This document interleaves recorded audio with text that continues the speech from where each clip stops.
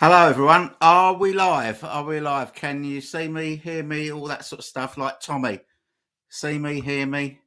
Let me know down in the comments if we're live. Who's here? Uh, right, we've got Noah. Noah Hockman is here. Hi, Noah. Ollie is here. Uh, James Martinez, you're here. Andrew Thistlewood is here. Hi, Patricia is here. Hi, Martin is here. Lynn is here. Lots of people. Wendy Saints, hi from greetings from Australia. What time is it there? It's early in the morning, I guess. Terry Mann is here. Uh, Uncle Paul. Uncle Paul is here. And Paul Lewis is here. Who else? Jonathan. Hi, Jonathan. Ted is here. Pete is here. Leisure Sound Records is here. James Boyce is here. Chris Hahn is here. Macca is here. Bob's here. Hello, Bob. He's just got back from Costco. What's he saying? Just got back from Costco. Looking forward to seeing the movie tomorrow afternoon, as long as they don't cancel the screening again.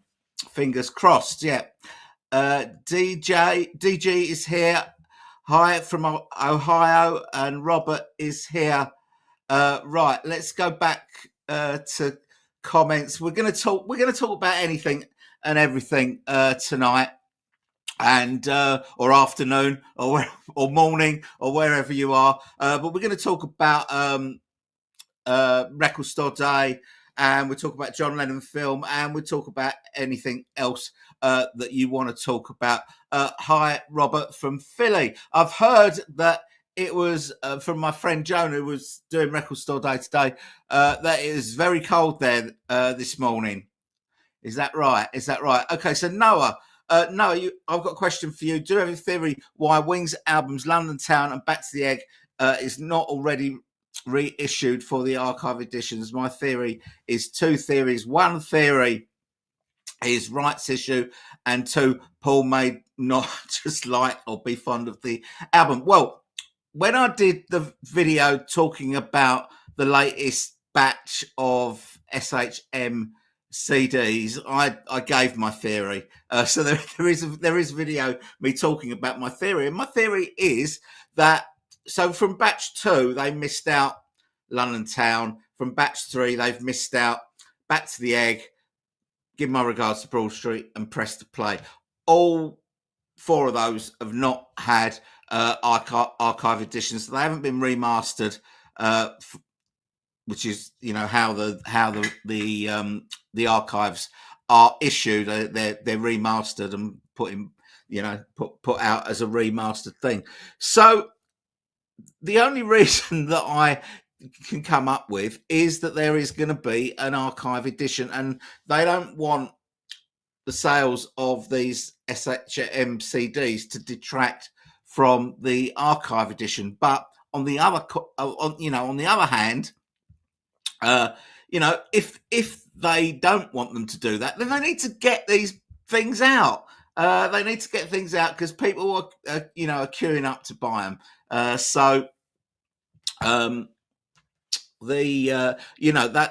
is my theory, that they've been missed because an archive edition is coming. The reason why I was delayed coming on, and I don't really understand what's going on, but when I hit the go live button, it says that the show's not going to be recorded because I've run out of space. So it then gave me the option to delete stuff from the library, which in other words my previous live streams and interviews that I've done with various people. And so I deleted all that, and it still said that it's not being recorded. So I don't really understand why. And but there you go. I've deleted everything. I've cleared it out. I use a free account, and if I want to upgrade, it's like $35 a month, which I only do one live stream a month, if that. So it's not really worth it. So we'll have to find out what is going on. Ollie says, "All right, Carrot Top. Yeah, I'm good. I'm good, thank you." James Martinez, two-leg scruff in the house of Beatley Tone. Andrew says, "Good evening," and Patricia says, "Glad to make this one. Hello to all in the chat." Martin says, "Hi everyone." Noah's got another. Peter Jackson version of Concert for Bangladesh will be not only remixed, but the picture will be restored to look modern. Yes, yeah. Well, I mean, Peter Jackson. I'm sure he's not doing it himself, but Peter Jackson's team are only responsible for the cleaning up of the footage, I think, although his software is used for the MAL technology for separating tracks for a remix, but obviously he won't be doing the remix. Probably Paul Hicks will be. Lynn says, "Afternoon, Tone. Afternoon to you, Lynn." Yeah, we got greetings from Australia. Go Leeds United, is that? Right. Terry says, "Hello. How is everyone? You all well? My good buddy Ross. Are you friends with Ross Noble? You've got friends in high places. Tell. Would say hi there, Tone, to everyone watching and in the chat room." Uncle Paul says, "Beatley Tone, it's been a great record store day. Got Lennon and All Things Must Pass. Zoetrope. Well done. I did go to record store day today, and I'll show you what I got. I didn't go like first thing in the morning. I got there at about 20 to 10. I got there 20 to 10, and there was still a queue that was kind of going, like that, like security at an airport. It was kind of fourfold, so I was in the queue for about 50 minutes, and I was mainly going there to pick up the John Lennon EP and the All Things Must Pass Zoetrope from my mate Nick Syret, and who is unable to go to Record Store Day because he's flying to the UK today. So I managed to get the John Lennon EP for him, but the Zoetrope All Things Must Pass was not there. And I know my mate Boy, and he tried for that as well, and he's in Melbourne, Australia, and he couldn't get it either. So you've done well, Paul, to get that. Patricia is saying that she missed out on the Zoetrope as well. Just people saying hello that we've already been through. We've done Bob. Mr. Stickerman is here. Hello from Louisville. Hiya, nice to see you. Brad Hill is here. Hi, Beatley Tone. Pulled the trigger on eBay today. I ordered the new Record Store Lennon EP and the new Record Store Harrison Zoetrope and last year's Lennon Glow in the Dark. Oh, you really did push the boat out then. You really did push the boat out, Brad. Baron Saturday is hi from France. Hiya, and bonsoir to you. Who else have we got? We've got Neil here from Aberdeen in Scotland. I won't read out the ones where people are just talking to each other. Macca says, saw the movie today, absolutely powerful with some humour too, especially the running joke. I think we're talking about the flies. So we're talking about the flies, I think. My friend Carl, Hand on the Run, is here. Hi, Carl. Carl will be coming up in a bit to tell us a nice little story of his visit to the cinema in New York. So that's great. Mike Wall Jasper is here. Hello, good night. Pete says, I picked up the Lennon EP today. It sounds great, much better than the Live in New York City album, which was dreadful. I'm really looking forward to the box set. Yeah, me too. It just sounds just fantastic, doesn't it? It just sounds incredible. And the box set is going to be amazing. And it's a box set that I didn't think that we would be getting this year. Because normally, when they do these box sets, there's normally a couple of years between them, or at least 2 years between them. We're going back to sort of Imagine in 2018, then Give Me Some Truth 2020, then Plastic Ono Band 2022, and then Mind Games 2024. So always 2 years. So I wasn't expecting anything from the Lennon estate this year. So this has come as a real bonus. And I was just expecting, Walls and Bridges next year. So I don't know whether this puts Walls and Bridges back, but we may get Walls and Bridges next year as well.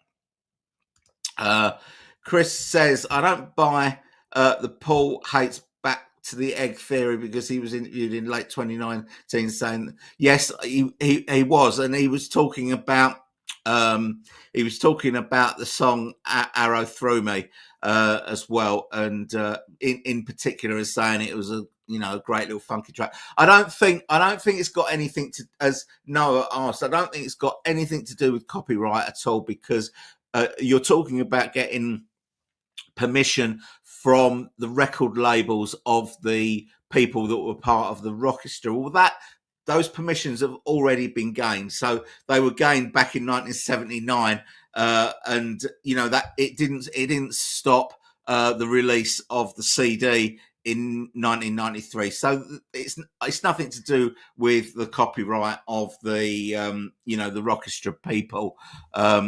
I think it's just a delay. I think it's they're holding it back because of the archive. It doesn't make sense. I will finally give up on the archive if we get to 2028 and we get a half-speed Master of London Town, but still no archive. Then I will give up on the archives and that they are not coming. Who else is here? We've got me, Mr. Mayo is in the house. Joe, if you want to come up, let me know and I'll send you a link. Everything should be good with StreamYard if you delete enough older videos. Maybe you didn't delete enough. I deleted everything, Joe. Everything that because me, I don't do live streams very often. And so I deleted them all. I've done a few interviews, a couple with, 2 or 3 with authors. We had a couple of people that I interviewed, that attended the Paul gigs in Australia last year, Jason and Boy, and I deleted those because they're saved on my channel, so I don't need them in my library here. So I don't know what's going on. It's it just said it won't be recorded. Which is a bit odd. So I have to find out about that, if that is actually true. But let me know if you want to come up, Joe. Beatles says, Blimey Tone, late game, you're going to have to phone up and tell me. Uncle Paul says, bless Peter Jackson and the Mal team. What's Patricia saying? If they do the archive boxes, do you think the SHM CDs will come out after? I want those titles on SHM CD. There's no reason why they shouldn't, really. It's a very odd situation, isn't it? It's a very odd situation. I wish they'd finish one project and then before going on to another one. It's really, really frustrating, because we've still got, the coloured vinyl series is still incomplete. It's very annoying. It's not even complete as far as, the archive release, because if it was in tandem with the archive release, we would have had a coloured vinyl, for Wildlife and Red Rose Speedway, which there hasn't been. So, it's odd. It's a really odd situation, especially when they don't say anything about it. They don't tell us whether there's going to be no more archives. They don't tell us why they've suddenly, left a gap in the SHM CDs. It's stupid. It's really bad marketing policy, I think. Tone, I have the new black VNR. I think you mean your Venus and Mars. I think you're talking about. I'm getting sick of people asking if it's a snooker T-shirt. Yeah, I've got the black one as well, and it's all balls on the back. This one's this is a bit big on me, don't you think? I think it's a little bit baggy, but never mind. Hi, Dave. Nice to see you. Usual problems getting the chat to appear, but here now. Macca says, I got John Yoker EP, Bowie's live set, then off to the movie. Yeah, I did look at the Bowie record, and I decided not to. I also walked away from the Oasis, compilation, Time Flies, I think it's called. It was a four LP box, each one in a different colour, but it was £90, and I just thought, I've got all these tracks on CD anyway. I bought Oasis CDs when they came out, the singles as well as the albums. And I just thought, well, if I really want to hear these songs, I've got them on CD. I don't really need them on LP as well. So I walked away from that. All right, it's 5 a.m. in Oz. Leeds United should be promoted up the league any week now. They are on top. They are top of the championship, I think, at the moment. They won today 2-1. And how comes you're a Leeds fan? Are you your family from Leeds originally, or from Yorkshire or whatever? Do let me know in the comments. But nice that you've got up at 5 a.m. I'm not gonna even think that you've just got up just to be on this live stream. I'm sure you've got something to do, but thank you very much for being here.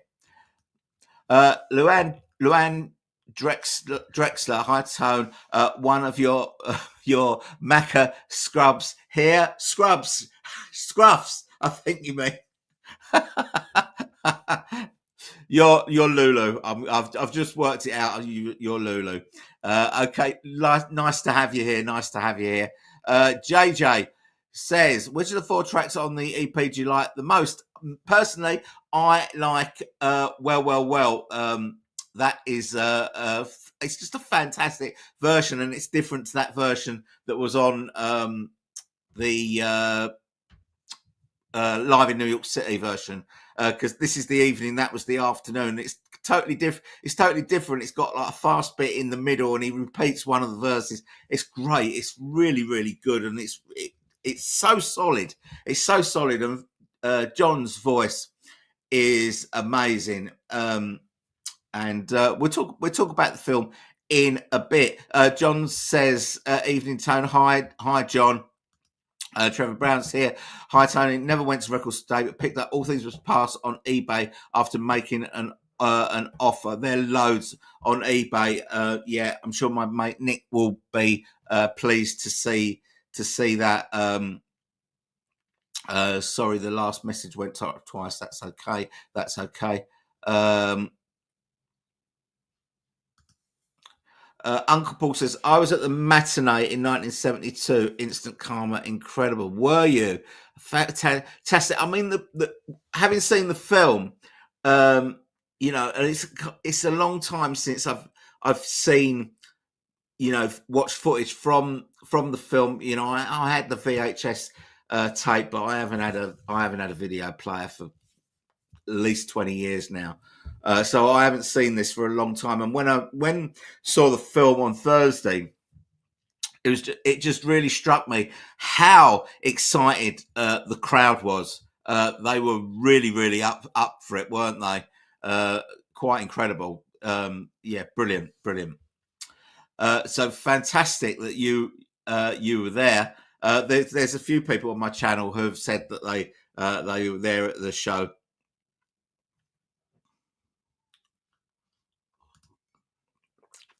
Andrew said, I was lucky to get all my wants for today's record store, but was gobsmacked at the eBay prices this afternoon. I paid £18 for the Lennon EP, and they wanted upwards of 50 for it. Wow! But you paid 18, but they wanted 50. Oh, you mean that other sellers? Well, yeah, the Lennon EP that I did manage to pick up for Nick was 28 quid. So it's it's the price of an album. It's the price of an album. Martin says, "Do you think Astrid took the most iconic pictures of the Beatles?" I do. I don't know. She took some good pictures of the Beatles. One of them is on my wall, just there. I don't know if you can see. Shall I get it? I'll get it down. This one. That is that picture of George. It's taken by Astrid. Obviously, not an original, not made of money, but it's a print of it. So I'm not sure. I'm not sure. There's so many great pictures. I don't know. She took the early pictures, but I think maybe pictures of them in their Beatles suits is pretty iconic.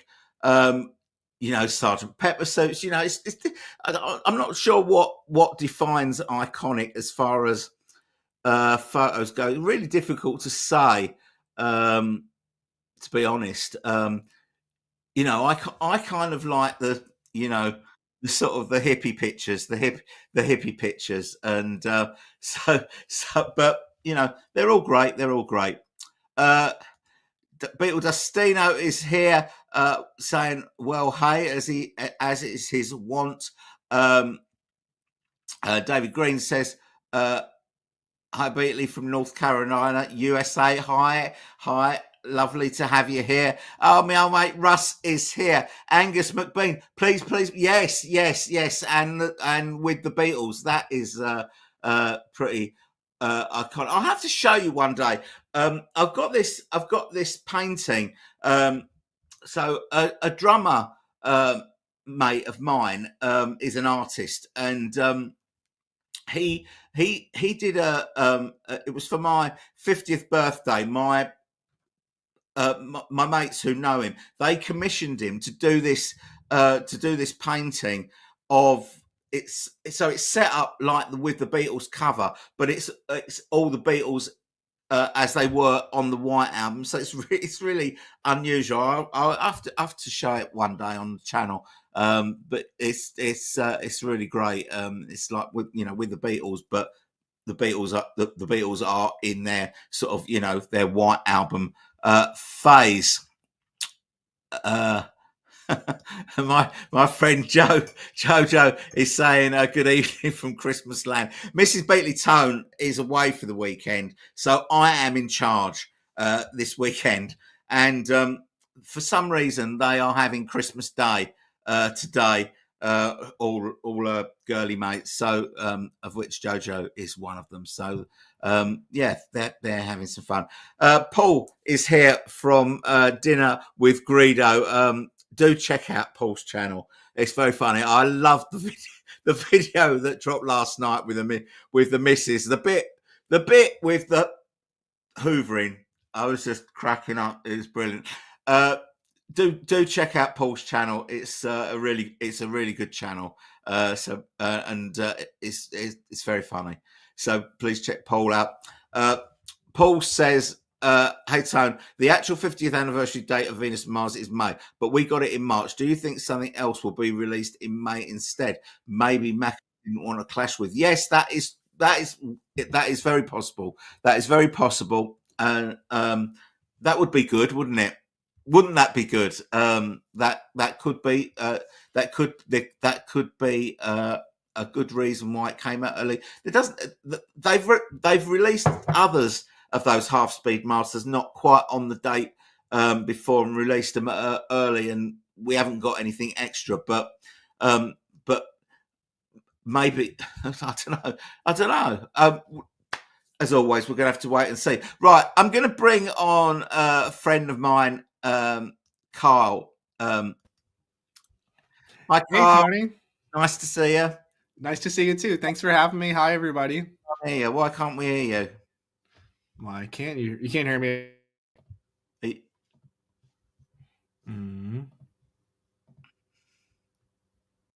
Testing, testing, testing. We're not here. We're not here. We'll let Carl sort out his sound because we're not hearing him at the moment. Can you hear me now? No. Testing. Sorry. you just get on with it, and we'll talk amongst ourselves, and you try and sort your sound out. Terry says, I suspect that sometime in New York City will be in the 1-to-1 box. Yeah, it seems really likely because if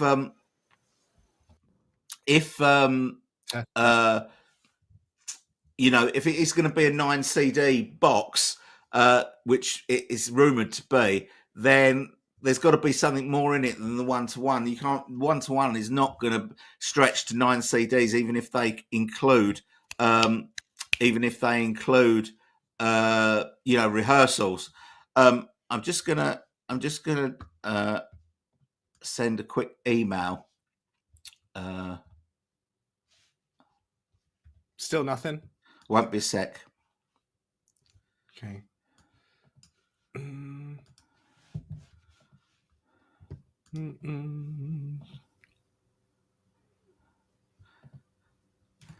And we get Joe Mayo up here in a sec. So can you still not hear me? Still cannot hear me.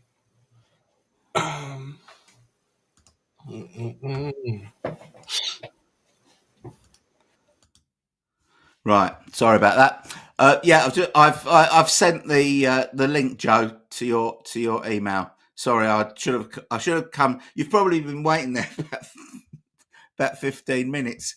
Carl's gone. We're not sure why we can't hear Carl, but hopefully we can get that sorted because he's got a great story to tell. Which I haven't actually heard. I just know about it, so I'll be hearing it at the same time as you guys. Jojo says, what happened to the rumours a year or two ago about Paul releasing a new studio album? Well, they're still hanging about. We're still waiting for that studio album. We know that he's recorded with Andrew Watt as the producer. We don't know what, why, what the delay is or what the plan is. It'll be here when it's here. Hi, Jeff. Yeah, I'm doing great. We're going to have another try with Kyle. See if we can get him. Hey. No, we still can't hear you. Really? Hear you. What? What is the problem? Why can't we? Oh, hang on. It's me. It's my sound. Hang on. Hey, Yeah, that's better. My thing switched itself off. My amp switched itself off. The cheeky little monkey. How are you, Carl? I'm doing good. Do you hear an echo now? No. Testing. Okay. No, Okay. It's solved. No, you're good. I'm good. You gave me a little spook because we have this marathon live stream tomorrow, and if my equipment isn't working, we'll be in trouble. But I'll use my phone for now. Maybe I'll come out and come back in when Joe comes on. But yeah, great stream so far. Hey everyone. So for those of you who don't know, if you don't watch Two Legs, what are you thinking? If you don't watch Two Legs, but if you don't watch Two Legs, Carl is a regular on Two Legs. Carl is a very lean 26 years old, and he's from New York, and his vital statistics are, I know. I'm O positive blood type. Yeah, okay. And Carl's a great guy, and if you've been wondering why my thumbnails of my videos have suddenly started improving, it's because of Carl's education, and he's taught me how to do something different with my thumbnails. So Carl, tell us your story. We've got 99 people on. Hang on, let me just add Joe. Hey, It's Joe Mayo on Hello, my channel. guys. The Hi, Pat. actual Joe Mayo is on my Wow. channel. I, I'm, Wow. I don't mean to interrupt anything, but I just wanted to say I was able to hear Kyle. I'm glad you got it sorted out. Yeah, it was my amp. It switched itself off. It was obviously thinking it was idle. But because no, because because I can't, Hmm. when it's just me, there's no sound, coming back. So um okay, but anyway, we're sorted now, and I'll keep my Hmm. eye on that. If it probably won't switch itself off now. But welcome, Joe. Thank you. Nice to Thank see you. Now, Kyle is just about to tell a story, you. Good. and let's hear your story. All right. Yeah. So thanks, Tony. Thanks. Hey, Joe. Good to see you. Hey. Um, so I had just the craziest adventure going to see One to One. I had tickets. Well, I've already seen it like a couple months ago at film festival, so I was really on the fence about going to see it at all again at all. I loved it, but I was just like, do I want to chalk up $30 to go back and see it? Um, but then Dea and I have tickets with I'm gonna go with my friend, and I have the ticket. But Can I then, can I just yeah. hold just for a sec? I'm just going to bring. It's Andy Nichols from Two Legs. What a party! Look at He's in the car. this. Don't It's a crash the car, Andrew. Andy, you finally going? You going to record store day now, Andy? Yeah, Joe, I'm going to record store day. Carl is just in the middle of telling his story of Yeah. going to the cinema. Carry on, Carl. Oh yeah, yeah. Hey Andy. Hey, bud. Um okay. So getting on with it, I'll try and yada yada some stuff. So pretty much the company that I work for, we were involved in some parts of the one-to-one film. I myself was not involved at all. It would be stolen valor to suggest I am. Completely different departments, different company, but I know the guy that was part of it, right? And so I ask his assistant just in the morning, I'm like, so what do you say? Do you think my boss has an extra ticket to the thing? Because they always, being the, you know, part of the team, you get a couple tickets. And then she's like, you know what? Like, you just got to ask him yourself.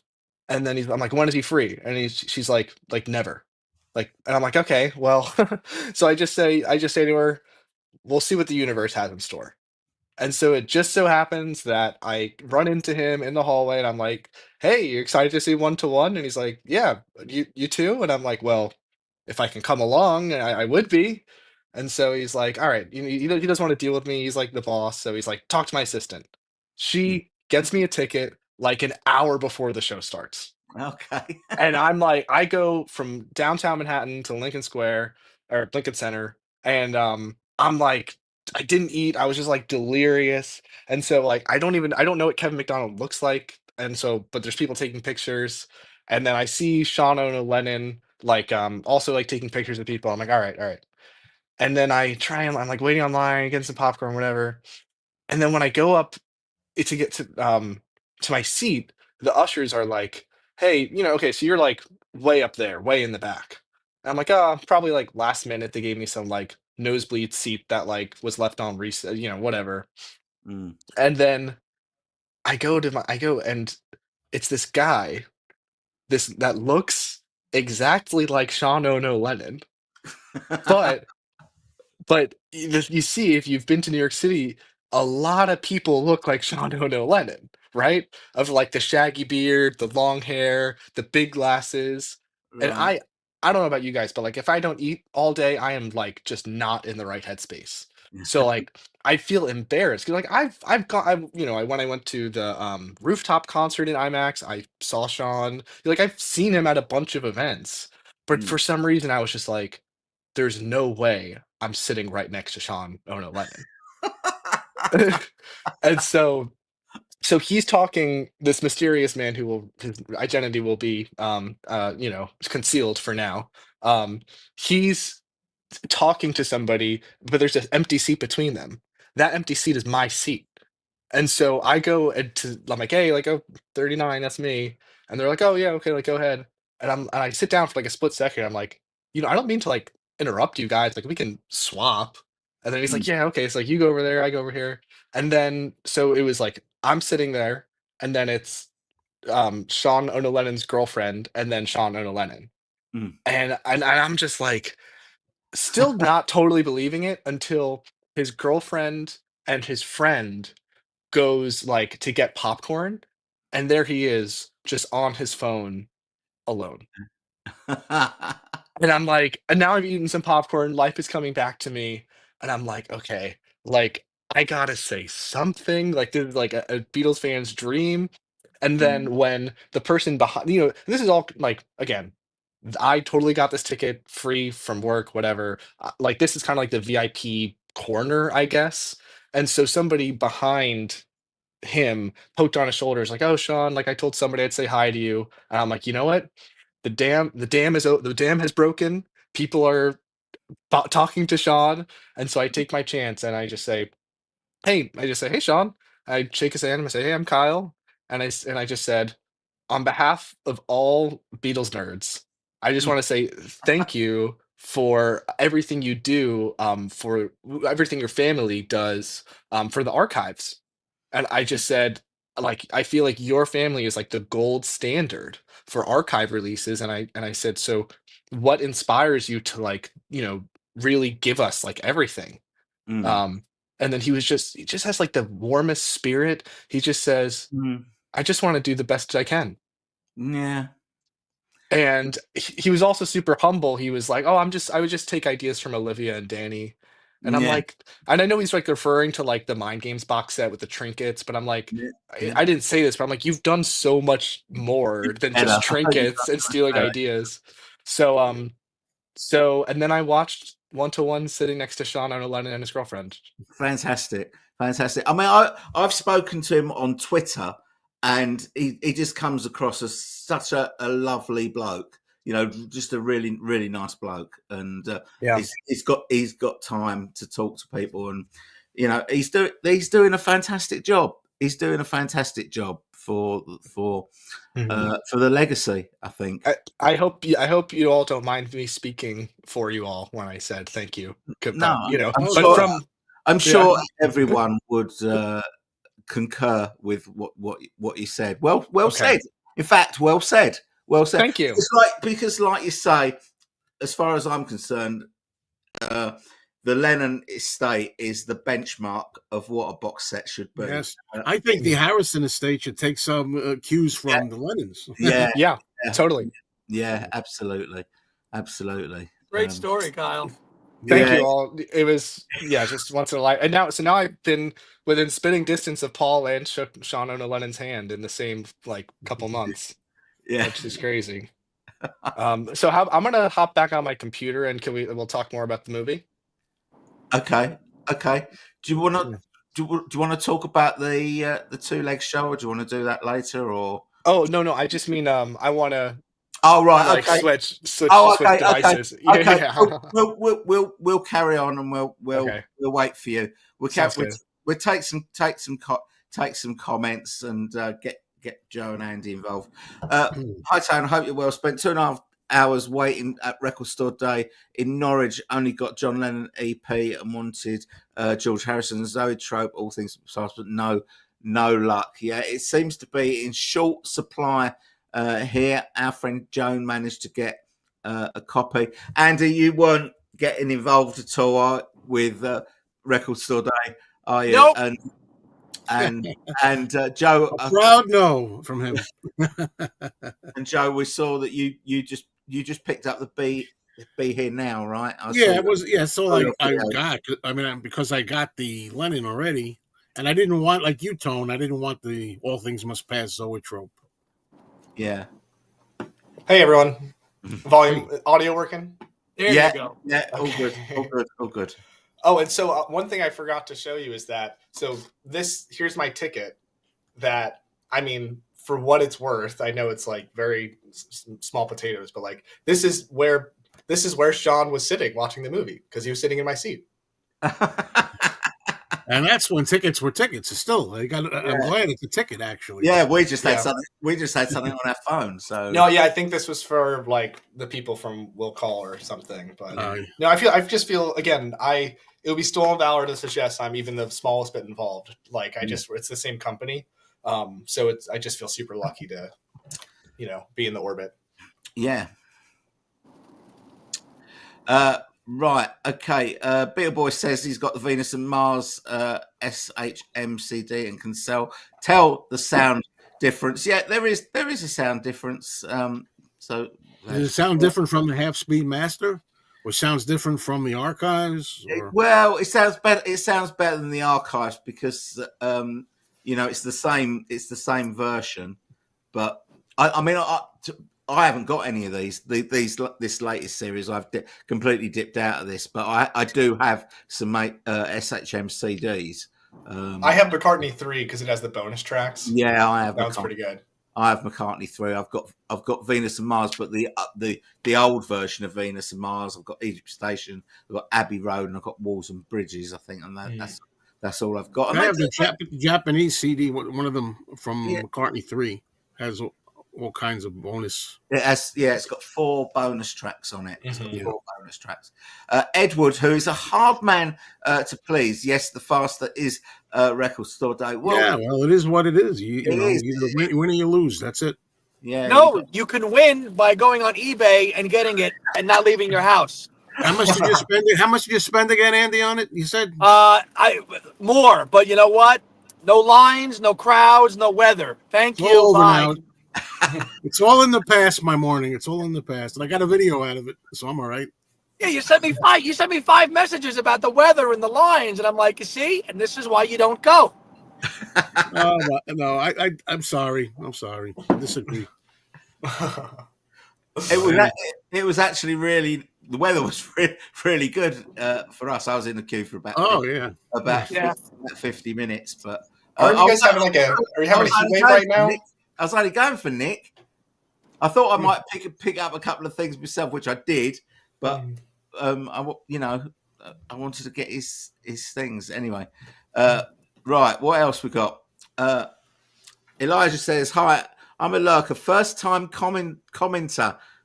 Well done, Elijah. Thank you for commenting.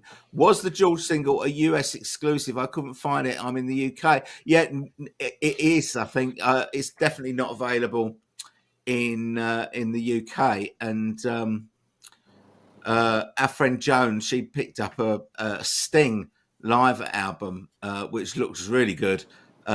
Which I don't think is available in the UK either. It wasn't. I didn't see it in the list because I definitely would have gone for that. And I want one of them, so I'll just try and get one. Chris says archive series should have been 2 releases in June every year for good summer listening, and 2 releases at Christmas time for gifts. We could have had 60 releases by now. Wow. Yeah, 15 years, 4 a year. Yeah. It could have been done and dusted by now. What do you reckon, Joe? Is the archive series finished? Do you think, or do you think it's? Well, I don't know, of course, like anybody else, but I'm like you. I think there's some hints going around there. I think the tour book that had something about more to come or something a while ago. Yeah. And then also, the most importantly, the discs that came out, as you said, they skipped over, not Venus and Mars, London Town, and Back to the Egg. I think that's very curious, So, I'm like, I've talked to Tom Hunyadi about it. I don't really think just because it's been a gap, it's unusual, but I don't think that means there's not going to be any ever again. I mean, they do that. I tell them they do that with a lot of things in life. I mean, movie sequels, sometimes it's every other year. Then sometimes they go 10 years without a sequel. I don't think it means anything. Yeah, it's just annoying that they can't seem to finish any project. What do you say, Andy? You're a believer again now, aren't you? Yeah, I think because the reason you stated, because they conveniently skipped those 2 in the next round. So that's coming out in May. So yeah, I'm a believer. My partner thinks it's dead in the water, but I'm a believer, as the monkeys sing. I don't know, because on his live stream, he was a little bit on the fence about it. Yes, I think he's working his way back a little bit to the beat, believing. I think we can kind of bring him back to the good side, without too much Yes. trouble. Yeah, he's a Sith. He's a Sith Lord right now. So he's all into Darth Vader, and he's, we got to get him on the good side of the Force again. You see. What do you think, Carl? I think that even if the archive series as it was known is no more, I think that they will continue to release archives in their own ways, right? Like, I really think that for as long as, like, MPL is a entity in good standing, like, we're going to get archive releases. Yeah. Like, there's an endless mine. They're just so nice, but there's been sometimes, they're really stingy about the unreleased material, the bonus audio. Some of them have not been very good as far as that's concerned. Some of them have been excellent, like Flowers in Dirt, Flaming Pie were really good. McCartney 2 had good content. Yeah. All you horse riders. You think what they could have done, with Wings Over America, they sort of gave us, half a gig at I think the San Francisco, is it Cow Palace? Cow Palace, yeah. They could have done something. They must have recorded every show, I would have thought. Yeah. So anyway, I think Sean Lennon, he gets the most out of that solo catalog with the least amount to work with. Yeah. He really does. Yeah, he does. He does. They're great. Right, let's get some comments done. Hi, Tone. Argyle one. Is that Plymouth Argyle? We're talking about hometown. Was listening to Funeral Pyre this week. Wondered if you play that one with your band. No, we don't. Was imagining you there behind the kit doing it. Yeah, no, we don't. We don't do that one. We don't do that. We do That's Entertainment, and we've done from the Jam. We've done In the City, and we've done Strange Town, and we've done David Watts as well. But we haven't done that, which is a bit of a shame, really. But there you go. James says, "Hi, do you think John Lennon's Sometime New York City album will become a remix and in the box eventually?" Yes, I do. I think it will be if as we said earlier, if it is a 9 CD box set, then it's not all going to be 1-to-1. They can't possibly stretch the 1-to-1 to 9 CDs, even if they include some rehearsals. They're not going to include more than one disc of rehearsals, I don't think. Because nobody wants to hear 50 versions of a song going wrong in rehearsals. I'll take 40. So yeah, I'm thinking that you'll probably get one. It'll be one disc of the afternoon show, one of the evening show, one of the rehearsals, and then the normal 6 ultimate mixes. That would make up your 9. And then there's probably going to be a Blu-ray on top of that as well. I think we're definitely going to, and in some form, we're going to get sometime in New York City, because one of my brief correspondences with Sean, when we were doing some emails, a couple of years ago, he did say, "I think John and Yoko fans will be very happy." He said, "We everything will come out eventually." That type of thing. He said, "Yeah." So I hope that's what that means. But we'll see. Good. Beetle Dustino says, "I'm fresh off Record Store Day and recording my haul video. I did get Oasis." Okay. I nearly did, but I left it. Yes, Scruffs. Yes, yeah. Ralph is here. Stood in the snow with temperatures in the 20th Record Store Day here in New Jersey. Oh yeah, it's spring. Andy's shaking his head. Charlie says, well, sounds great on the video. Yes, it does. It does. One thing I want to talk about with that, for me, I've never been a big fan of, I don't know what they call it, split screens, when they have multiple. I don't like that. I didn't like when they did it on Get Back too much. And it was interesting that in the 1-to-1 documentary, it wasn't any of that going on in the documentary. No. So I'm wondering if the whole thing is going to be split screen, multi-screen, when they put it out, the two concerts. I don't know. I don't know. Maybe they just put that together just for an early teaser, an early taster. I think it's also, in my opinion, to make it more lively, the show, and boost things up, more exciting, because a lot of the criticism, and rightly so, I think, is that originally 1-to-1 was kind of light, or kind of weak. And Sean wants to improve that. I think he certainly has. By the way, I saw the movie last night at IMAX, and I was blown away by it. The music performances. Yeah, I just thought Mother was outstanding. Yeah. Oh, the best. Oh, his The voice highlight. on that was just amazing. But the poor sax, the sax is gone. The sax is Yeah, out all I was watching for. Yeah, I was watching for that. I see the guy stand there in some scenes going, Yeah. I don't hear anything.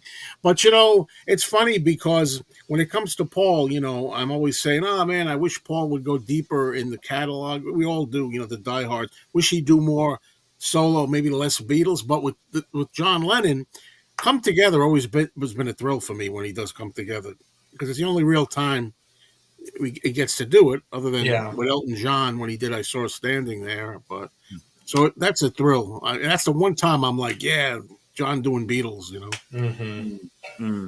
We'll go back in the past just once. Just once. I think that's what it says to me. Elijah's getting the hang of it now. He's saying, I love the faster version of Instant Karma. Cool. Mike Oliver says, hi. Uncle Paul says, I promise, as seen in episode 15, I was at the matinee 1-to-1. One thing I should mention too, I just put my review up of the 1-to-1. I forgot to mention it in the review. For what it's worth, one of the first people you see in the audience, I don't know if anybody notices it, and I'm not one of those people who say, hey, isn't that so-and-so up there? And it's not, because we think it looks like him. Mark Lapidus was at the show, and in the the 1986 version, John goes, I'm glad you got your tambourines. Good. And then you see a shot of Mark Lapidus waving his tambourine. Originally, they got him waving it at the beginning. One of the first things you see before New York City is Mark Lapidus.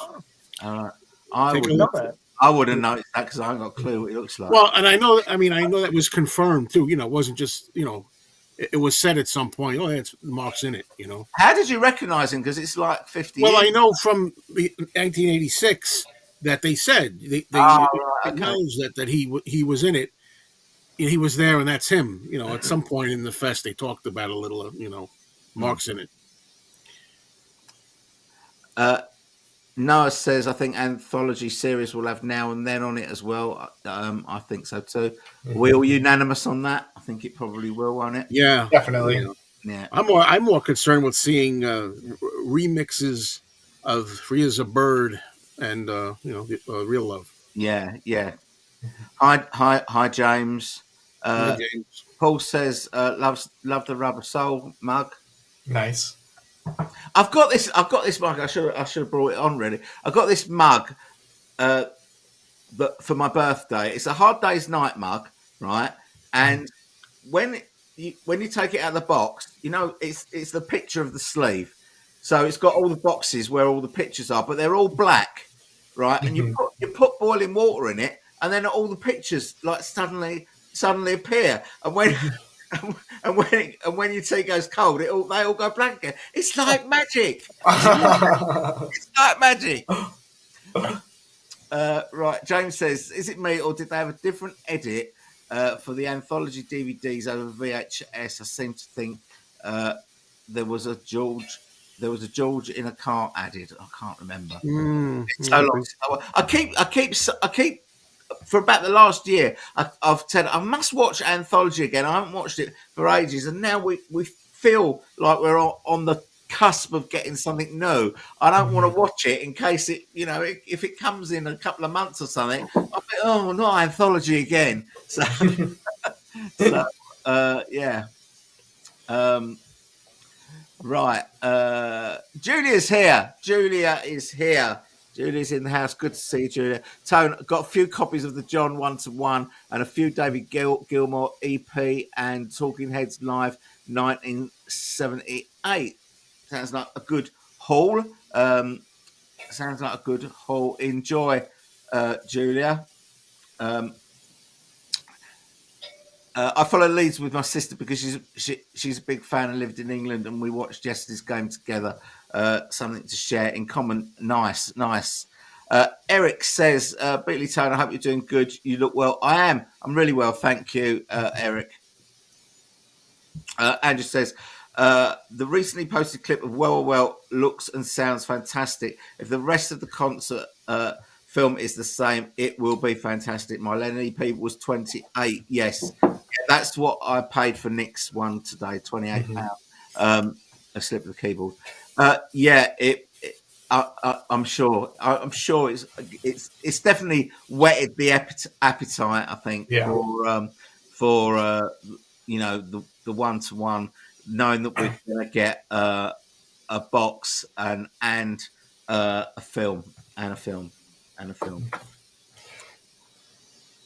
John Bazzini's here. Hi, John. Really, Tony, I just picked up a signed book rarity, a signed copy of Anthony Fawcett. Oh, yes, you sent me this on the email, didn't you? The 1-to-1. That was a book that I read very early on. Yeah, one of the first ones. Yeah, very early on, 1-to-1. I've still one day at a time. Still got it. I haven't got a signed one, though. John Yoko's personal assistant, 1969 to 1970. I'll tell you what I got for records today. I haven't opened it yet, but I got this Fleetwood Mac album on picture disc. This is their self-titled album from 1975. And then you guys probably not aware of Shed 7. They were kind of a Britpop band. They were around the same time as Oasis. And a band that I really loved in the 90s, and they brought out a brilliant first album and a pretty good second album, and they just faded away. Anyway, they've done this covers album, and it's got some really good songs on it, including You Can't Do That. They're doing a version of Can't Do That. So it's got I Will Follow by U2, Cemetery Gates by the Smiths, You Can't Do That by the Beatles, Queen Bitch by David Bowie, and then the one I love, R.E.M., Dead Flowers, Rolling Stones, New England, Billy Bragg, and Planet Earth, Duran Duran. So that's Shed 7. Yeah, so I'm quite pleased with that. I wasn't going to buy it. It's on orange splattered vinyl. That was the clincher. That was the clincher. Lulu saying, Happy Christmas, enjoy your weekend of bachelorhood. Mr. Writer says, it's so great being in charge. The rumour mill is that Beatles' December release will be new anthology Snow Rubber Soul again. I think I'm not sure if it'll be December. I think it might be a little bit before that. I think it's anthology. I think we're all on board with that, aren't we? We all think that's the same. I think that's what's going to happen. Yeah, I don't think that they're gonna. They're obviously it is the 60th anniversary of Rubber Soul, but it looks like it's going to get ignored. Do you think that they're going to just clean up the anthology or kind of extend it, kind of like how Get Back became a 9-hour Let It Be? I'm planning on doing a video on this next week about what it could be. I'm going to have to do one of those too because they're doing very well. I noticed all around the internet. But I think it could. There's so many things that it could be. It could be, we don't know for a fact that we're getting, the anthology albums. We think that we're getting Real Love and Free as a Bird. That could just be a single, right? A remix single. It could just be the project. Could just be just the film, just the TV. Well, there's enough out there. There's a director's cut of the anthology that's got loads out there that they didn't use. So. Yeah.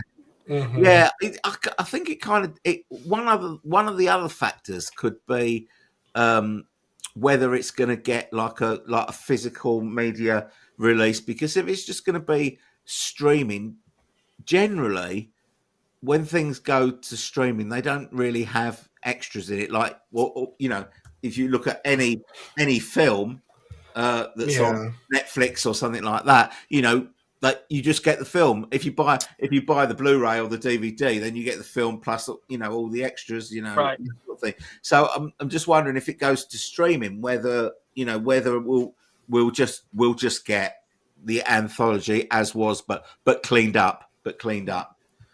So we'll have to wait and see. For your video. Yeah. Well, no, we'll have to wait and see what they get. I mean, I can sit there and speculate, but we'll have to wait and see what they give us. I just like to say that when Joe came on and Guy was telling his story, the viewers went up to 106. It's now dropped down to 96 while I'm droning away about what might happen on the anthology. So, oh no! Come on. Well, do you think we'll talk about the doc soon? Yeah, we can talk about it now. I just don't want to. I don't leave anyone behind. People that are leaving comments, but I can see lots of people just talking to each other. Social hour. Yeah, Happy hour. Happy hour. They're all saying that they can hear Kyle. That's old. Oh my God! There's loads of people just all saying. They're all saying. The trick to this thing is got to go fast with the comments. It's hard to do. I know, but I don't like to. Right, so Julia is catching up. Wait, the 1-to-1 is going to be 9 vinyls and a 9 CD version. I don't know about vinyl, but I've heard. We all heard Andrew Dixon say that the rumor that he heard was that it was a 9 CD. But it's a rumor right now, right? It's a rumor. Now we're all making up our own configurations.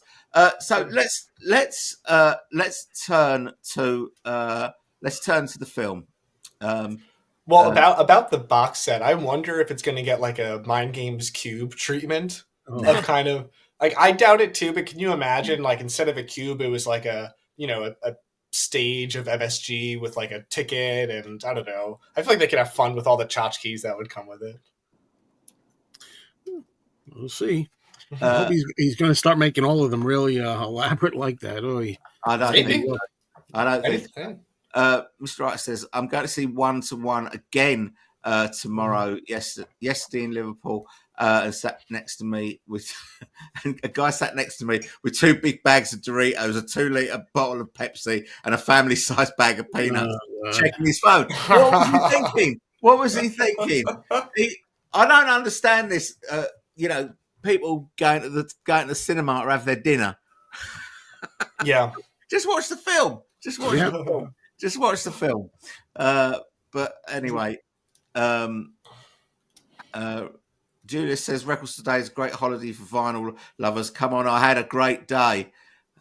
That's great. And Andy's just not a fan of the queuing up in the cold, and neither am I. It's not among my first loves in life. No. But I mean, I don't make it. I usually bitch about everything, but I don't too much. Yeah. Spring Hill Jim says, hi Tone, hi Jim. Robert says, I see 550 quid. I should have bought it then. $550. You could have a year of StreamYard if you flipped it, Tony. Yeah. And I saw it for $89.99 or something. I think it was $90 at my store. Yeah. Bet you can get it. Andrew bought the John Lennon EP for $25 on eBay. It's already going for $64 and $84 in the US. Tariff not included. Oh dear, let's not talk about the tariffs. Eventually that'll go down. They'll go away completely, I think. Terry says maybe London Town, Back to the Egg will be combined archive. I think they will be as well. you up for that? Do you think that guys? I don't like when they do that personally. I don't know why. I just don't love. I don't know if they're going to do it, but I don't like it when they do that with things. I mean, there's one. No, I don't know. I think they'll do it like they did the Big Barn Box thing. I think you'll be out by London Town and back to the Egg separately, and then they'll have a box with London Town back to the Egg. Oh, and then but you mean like the release, two separate releases, but put in the box together. Yeah, so the two releases will be in the box, but if you buy the box, you get Wings Over the UK as well, like they did with Wings Over Europe in the Big Barn Box in 2018. I think it'll be similar to that. Yeah, you'll get Last Flight. You'll get Last Flight in there as the live bonus audio, I think. Yeah, yeah. John Bazzini is saying, if I've missed your comment, I'm just trying to catch up. If I missed your comments, please just copy and paste it again so it's down the bottom. For Musketeers, Kyle, Joe, Andy, and Beatley Tone, thanks for all you guys, all that you guys do. Keep up great work. Thanks very much. Thanks, John. Thanks, John. You too. Thanks, Buzz. Andrew says he doesn't like split screens either. says guest on live split screen YouTube broadcast. Yeah, do I have any choice? Good point. James says the gang is back. Hey, James. Do you want to before we talk about let's talk about the film. So we've all seen it. I think a lot of people now in the gallery have seen it as well. Is anyone not happy with it? Is anyone not happy with it?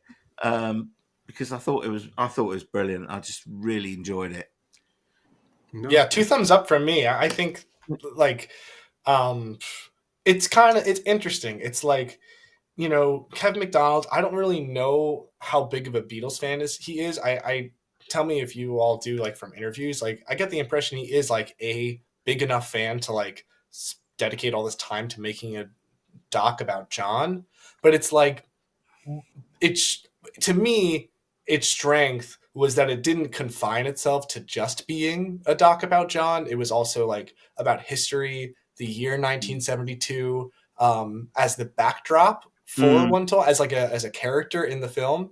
But I think that if they're just making a Beatles doc, it's like, what do we want? We want like day in the life, old like archival footage. We want lots of concert footage. Just but it's like, this wasn't that. But to me, I still very much enjoyed it. Joe? Well, I mean, I loved the movie. I thought it did a great job. A little bit too many politics for my taste. However, when I'm going into the movie and I know we're talking about John and Yoko in 1972, that's what it is. That's what they're into. So I think you can't sidestep it. I think it was part of the story. So I like what they did with it. I could say, some people making comments near the bottom and too much Jerry Rubin, et cetera, et cetera. He seems to be everywhere, Jerry Rubin, in that. He is. I really enjoyed the film. Tony made a good point. He messaged me. He said, well, I learned a lot about American politics as a Brit. So for him, I could understand why that was new. I mean, us being Americans, Joe and I are a little bit older. We know all this stuff. We know Nixon, we know Watergate, we know all that stuff. So that's probably for us, it's a little more tired. But it was still good and presented well. And I just like how there were no talking heads and they let the archival stuff tell the story. Get that. That was a great touch. Yeah. And there's also a similarity with the McCartney legacy books, have to add, that it's kind of like their whole philosophy is we can't just talk about the sessions. We have to talk about Paul's life because they feed into one another. That's this whole movie in a nutshell. Yeah. Yes. No foreknowledge. No foreknowledge. Yeah. I mean, I knew a lot of the stories. Some of them I didn't. I mean, I'd never seen that horrific footage of of the Willowbrook Hut. The kids, children. I've never seen Yeah. that documentary. I didn't really know about George Wallace. Didn't really know about that, but obviously I knew. Yeah, that thing I didn't. I was taking. I forgot about. That was a shocker. It was a shocker, wasn't it? I didn't So, expect it. I have. It's funny that you all mentioned Jerry Rubin. I like what I love about this film is also like the lack of talking heads. It has so many more characteristics of like a good fiction film because you're not being like explained everything. Mm-hmm. Like, so Jerry Rubin is such an interesting character because at first he's kind of portrayed as like a friend, an ally. But when you think about it, he's one of the main villains in the movie because he's really trying to take advantage of John. And John, I feel like the character like turn in John's arc is when he realizes like, I don't want to associate myself with like the radical people. No. Like, you say you want a revolution, kind of like that whole thing. Right. Like Jerry Rubin wanted to like make a spectacle, right? But John, what I love about this film and how it portrays him is he just genuinely wanted to help the people that were suffering the most and could not like help it. Like that it was not their fault. And that's why I loved that turn from like release the prisoners or do a demonstration at the convention into just being like, let's literally just help these poor, disabled kids in the most disgusting conditions.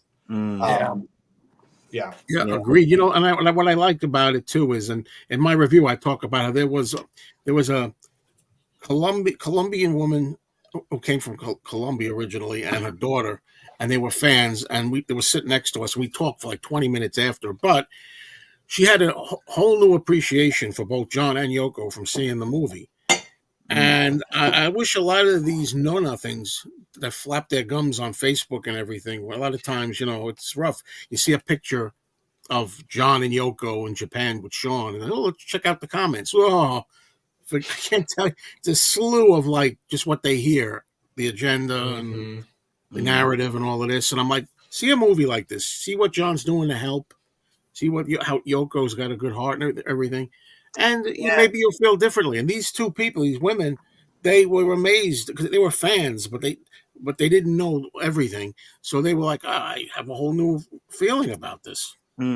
It's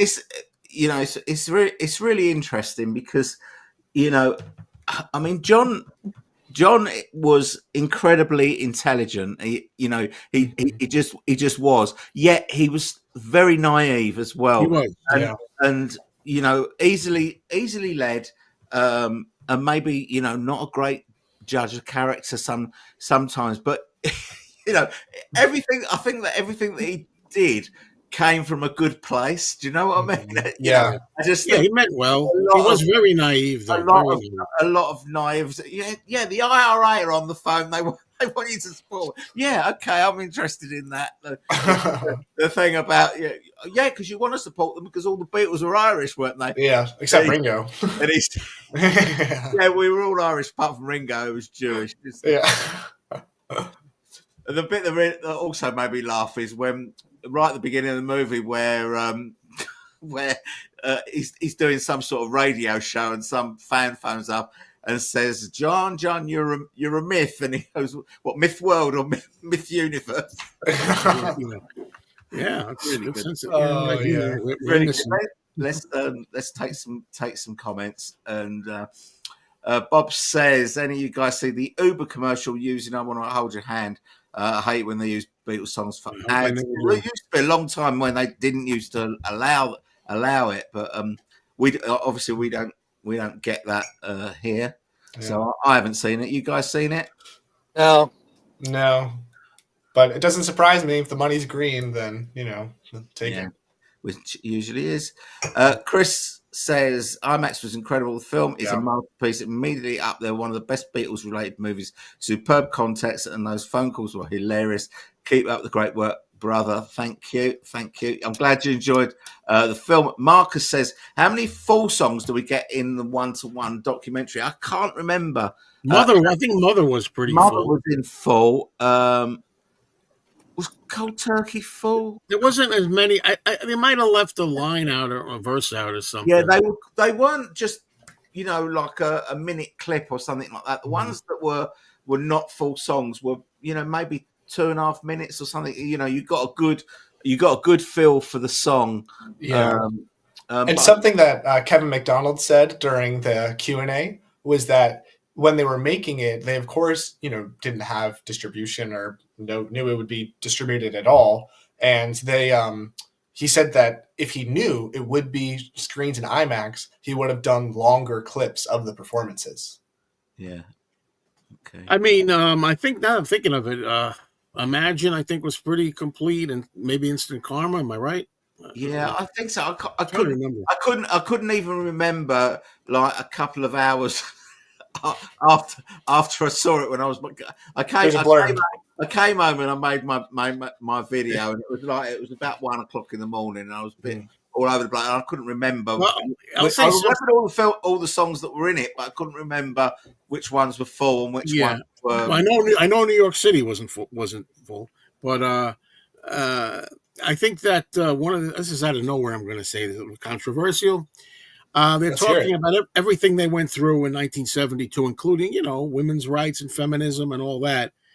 It was a perfect opportunity to put in women as the blank of the world, but of course they didn't. But I understand it as well. That's why they didn't. But the thing is, I'm thinking, as long as it's rectified when they come out with this box set in October, that they wind up including everything. Like he says, all the music. Sean said all the music will be in there. That's what he said. Yeah, when I first saw this, like at the film festivals, I sorry to go back further. When I first knew that they were doing a film about this period, I was like, wow, I'm surprised. I thought that single song ruined the whole album, and this whole period. And so I was so pleased that they're taking this subject matter seriously. And I just remember I felt like I was like climbing like a roller coaster when they're at that like feminism meeting. And I'm like, oh my God, are they actually going to play this song? And then it just like skirt, left turn, Yoko song. Yeah. And it was like, I feel like it was really keeping us like true fans, like right on the edge, like other people may not have realized, but yeah, we'll see if it comes out in the full version. Yeah. I'm pretty sure that if we get in, if we're getting every song that was played on the night, then that song will be in it, and it should be in it because I'm trying to see how they're going to work with it though, because I think that there has to be some kind of these days. There's got to be some kind of disclaimer. Yeah, maybe people. Maybe that clip of John explaining it from Dick Cavett for what. Yeah, that would be perfect. The actual meaning of the word, not how it's been, adopted. And that would be good, but it's not. It's 1972. I mean, even that expression came from 1968, actually. Yeah.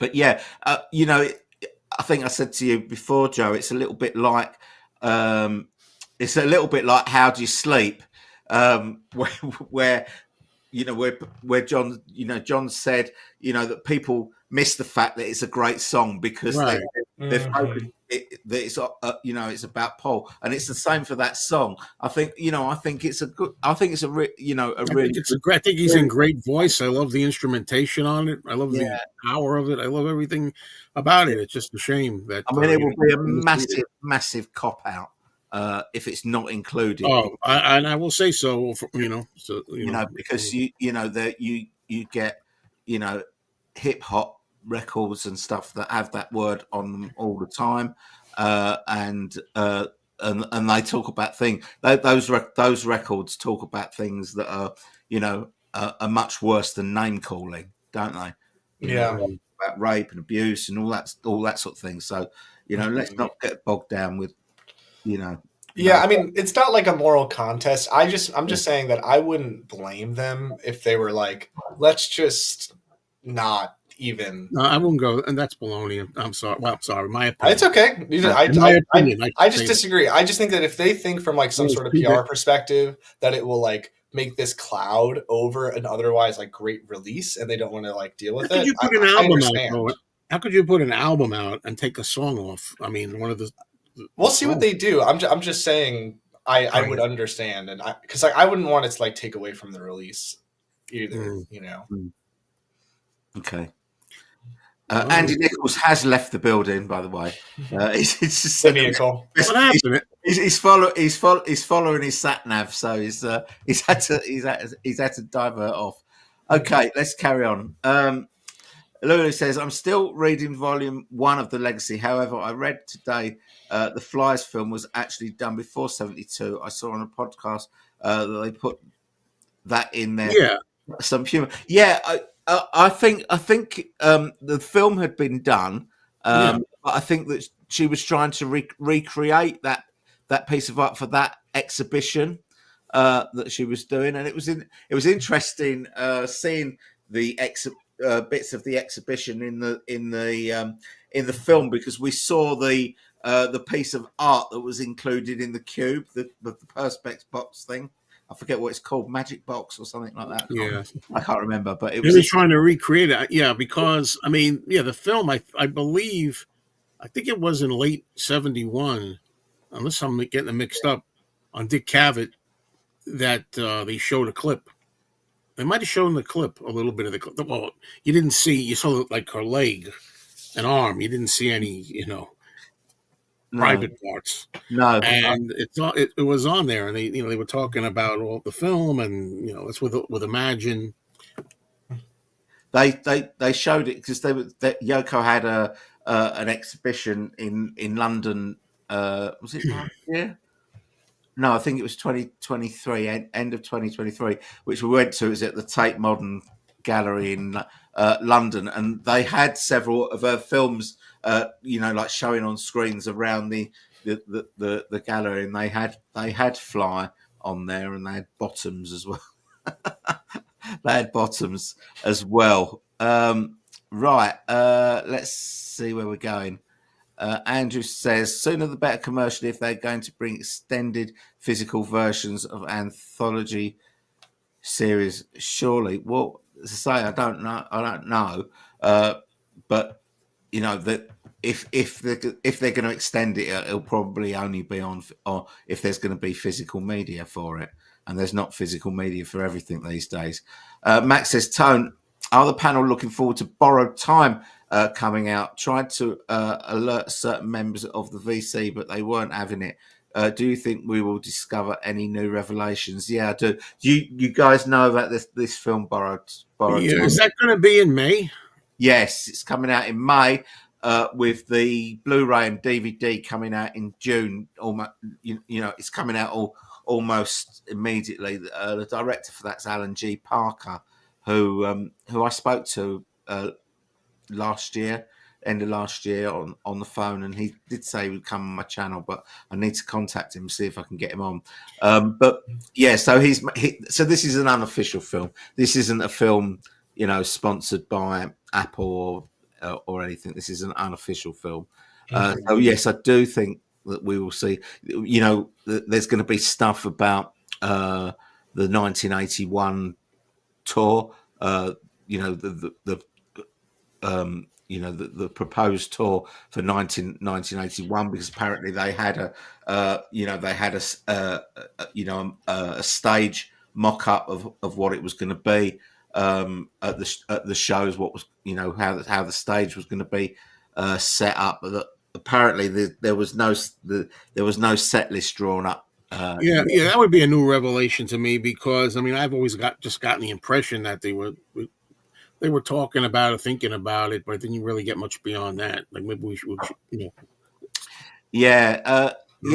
He did. He's got some interesting people whose names escape me now, without going back to my video. But he seems to have got some interesting people to talk. But it is going to be talking heads. It'll be talking heads, mixed in with footage. He directed that film. It was 50 years ago today that came out about Sergeant Pepper in 2017. So it's that guy. Right. David says, hopefully anthology will be extended and cleaned up for 4K. Yes. And Blu-ray discs, we don't know. What about all those old clips, though? Right? What are you gonna do with those old clips? Is there much they can do to the old clips that they put up?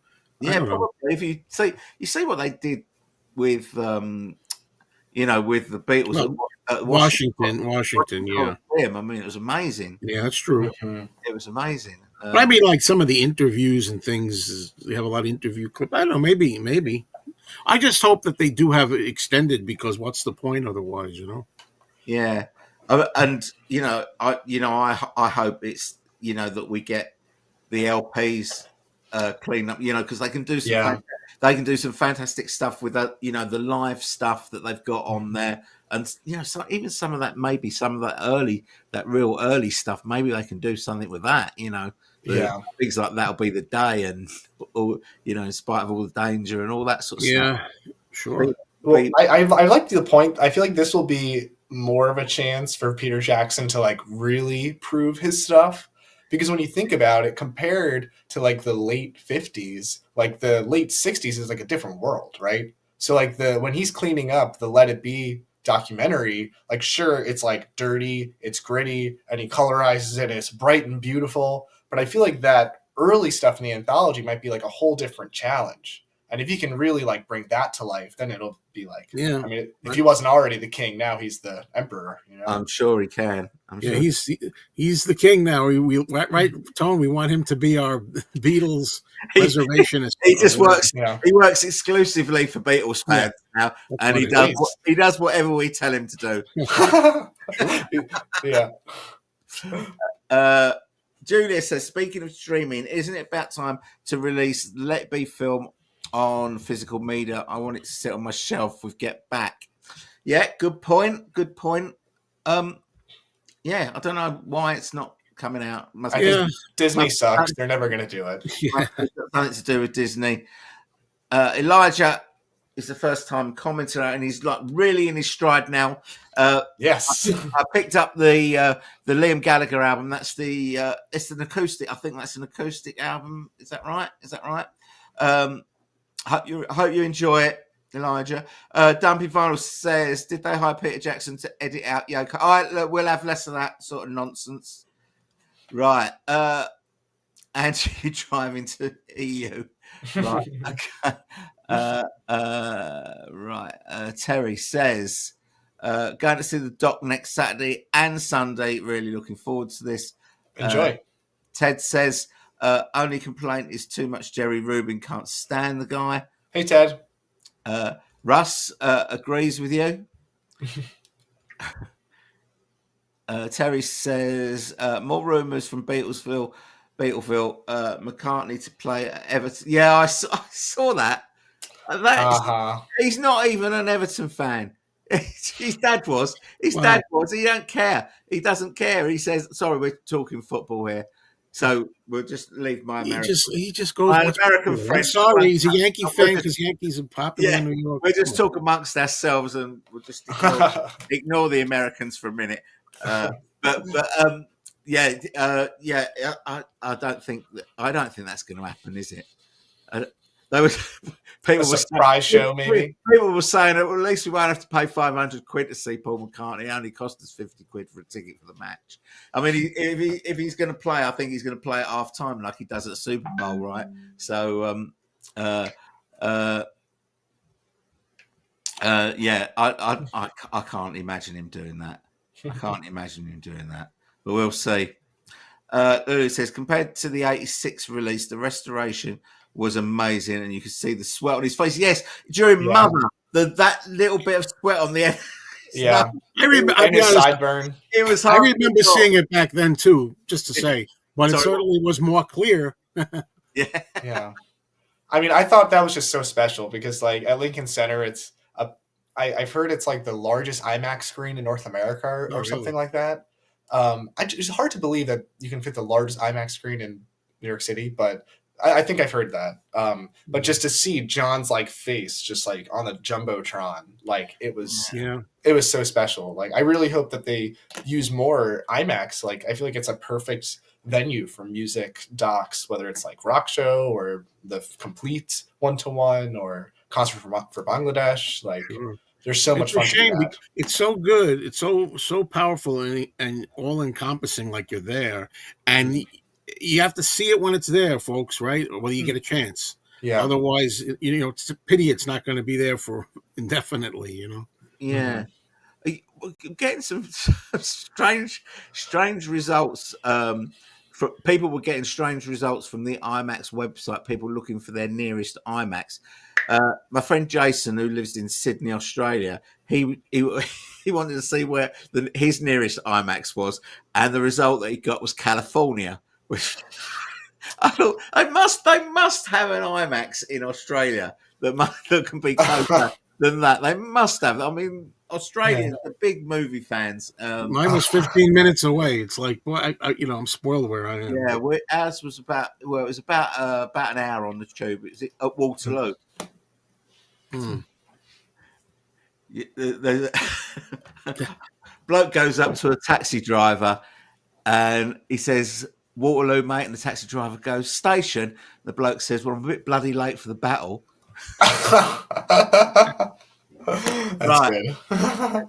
Okay. Julie says she passed on the documentary and instead opted for IMAX Pink Floyd Pompeii film.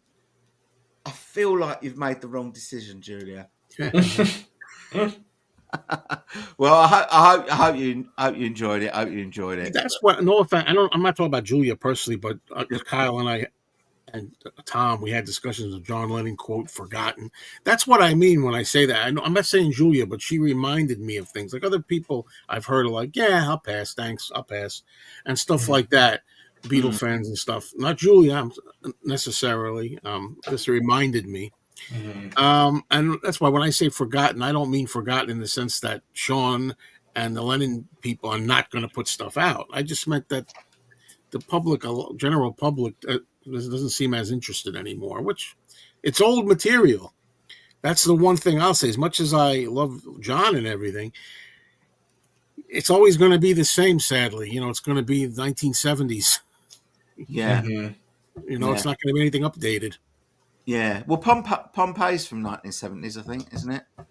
Is it from the Wish You Were Here tour? I'm not sure. Can't remember. Was Wish You Were Here or Animals? I think I can't remember. You can tell me, Julie, down in the comments, please. But anyway, I hope you enjoyed it. But do try and get to see the 1-to-1 film because it's fab. Lily says, going into it, I did think there would be more concerts. Yeah, I think a lot of people might have thought that. I think the young, because I had a mom and her daughter next to me, and I think I did it I said all this in my video what I did of it. Every time that there was a song, she was like she was going, oh, something like this. And then when it was like talking, she was like slouching and stuff. And then she got excited with the next song. And then after a while, it seemed like she got into it. She appreciated the narrative and the story more. But at first, she seemed disappointed. Yeah. And it's funny, like we talked about this before, but I feel like this formula of like, let's examine like current events and the musical work doesn't work for like every, concert, right? Like if you did like the Beatles at Shea and you made a whole doc about it, like we're not that interested in like, what's happening all around. True. But I feel like it's because of what John was trying to achieve here that it feels more relevant. Right. But, unfortunately, like you can't help people's expectations. Like it literally called 1-to-1. Yeah, I guess I can see that being a little misleading. You think there's going to be more concert, but I just feel like it's so special how it's, the music is always first, right? We always go back and enjoy the music, but this really gives you context about when the music was made, why it was made. And I feel like it just, for me, deep into my appreciation of this part of John's life. I agree. And we're all learning all the time. Lulu says, I was just in that park in December at a craft show where Willowbrook used to stand. I didn't put two and two together at the time. So the thing that we saw, the carnival thing that they put on for the kids, in the film, that was Central Park, right? Was that yes, that was Central Park. So what's this? So there's a park now where the Willowbrook School was. Is that what we're saying? Or used to stand. That's what it seems like. Lulu's saying that she was at like the physical space of Willowbrook. Yeah. Yeah. Oh, okay. Lee says, Tone, wouldn't this be the time to release the newly rejuvenated Sometime in New York City? Yes, it would. We've kind of talked about that, Lee. We think that the 1-to-1 is going to come out in a 9 CD box, and we think that Sometime in New York City remixed will be included in that. Might be just wishful thinking, but we're fairly confident, I think. Yeah, it would be a missed opportunity. If it wasn't. It really would. Ted says Rubin became a Wall Street guy in the 1980s, got hit by a car and died. Is that it? Really? Wow. He became a traitor, a city bod. Yeah. They sometimes, when they do like the afterwards of a movie and they tell you like, oh, and then she like became an astronaut and had 9 kids. You know what I mean? That would have been really funny if they were like, and Ted and Ruben, yeah. I'd like to know what he put on his CV when he had that's his resume. Jerome Rubin resume. Yes, we call it CV here. Resume. So what did you do? What did you do in the 70s, Gerald? Gerald, yeah. David says John wanted to be the Frank Zappa revolutionary in terms of subverting the system from within. And I love, Kyle, you were talking, I think it was you talking before about how being the villain, Jerry Rubin, yeah. And I love how John was all for it, like getting involved and everything. Then it was like, wait a minute. Just like the song Revolution says, right? Wait a minute. If it's going to be destruction, it's going to be violence, I'm out. Count me out. Yeah, that's what I was saying. Yeah, exactly. I love that. Yeah. Kyle, do you want to talk about the Two Legs show? Because we've got yeah, totally. We've got over 90 people on. So okay. So go on, take the stage. Okay. So we are having a special live stream tomorrow. Many of you are likely familiar with Andy's tradition of going live on YouTube, Two Legs channel. Every Sunday, we go live for about an hour and a half to 2 hours. I think that's a standard live. We are trying to smash the record for longest Beatles podcast unofficially because, it doesn't seem like there's been a record kept thus far. But I think the longest record has to be the Peter Jackson interview on Things We Said Today. But regardless, this is not just for the sake of making a record. The core of the show is to track Paul's eras, okay? So many of you may have seen images about Taylor Swift's Eras tour. I personally had to do some research about exactly what that was when I was creating this, but her whole thing was kind of a give back to her fans of when I'm going on stage, I'm going to play songs from each of my periods of phases of my creativity. And she changes the set, she changes her costume, she plays some hits, she plays some deep cuts. And it's a celebration of her whole career. So I want to do that just for Paul. Except the big difference between Taylor Swift and Paul is that Taylor Swift eras consisted over 1 decade, and Paul's eras is over what is it, 6 decades plus 6.5. So we kind of defined these eras starting from the Beatles or even before. We'll see what happens. We'll get crazy all the way up to present day. And so we defined 9 eras, and we want to make a playlist of 11 songs from each era for an ultimate 99 song, homage to Jean, 99 song playlist of just tracking Paul's creative phases throughout literally his entire life. We're going to have friends on. We're going to take breaks because it'll be at least 5 hours. And listen to it on playback if you're ever flying from New York to London. So do join us on tour. We got some famous people. I think Joe Mayo's going to be on it. Well, I wasn't planning on it. I don't know, was I? But I'm not sure. Who else is on I there? wasn't asked. I don't know. But Russ, I think, is going to be on it. Russ Beatles 63. Is Russ. Yeah. I think there's a lot of moving parts on it, to be quite honest. We planned this like this week. So it's a little bit of kind of like strike while the iron's hot, but also like this is a chaotic mess and we're just riding with it.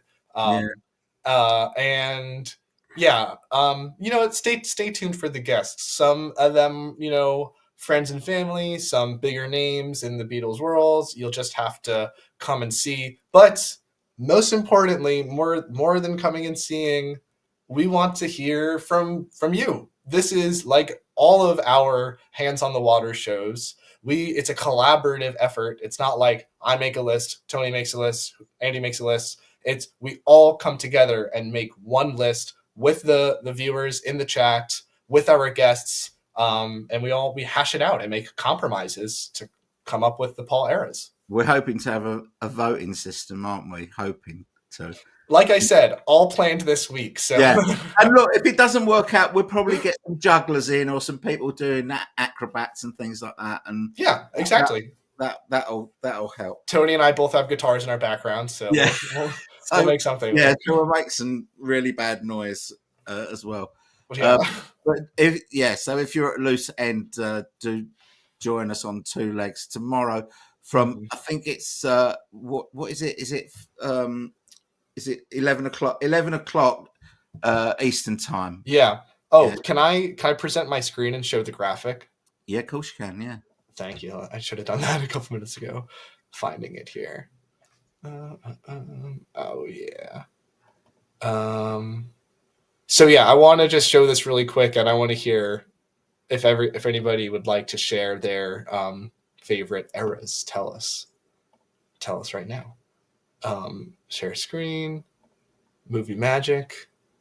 Here we go.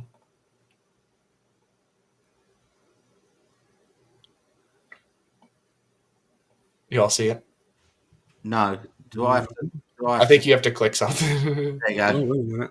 There you go.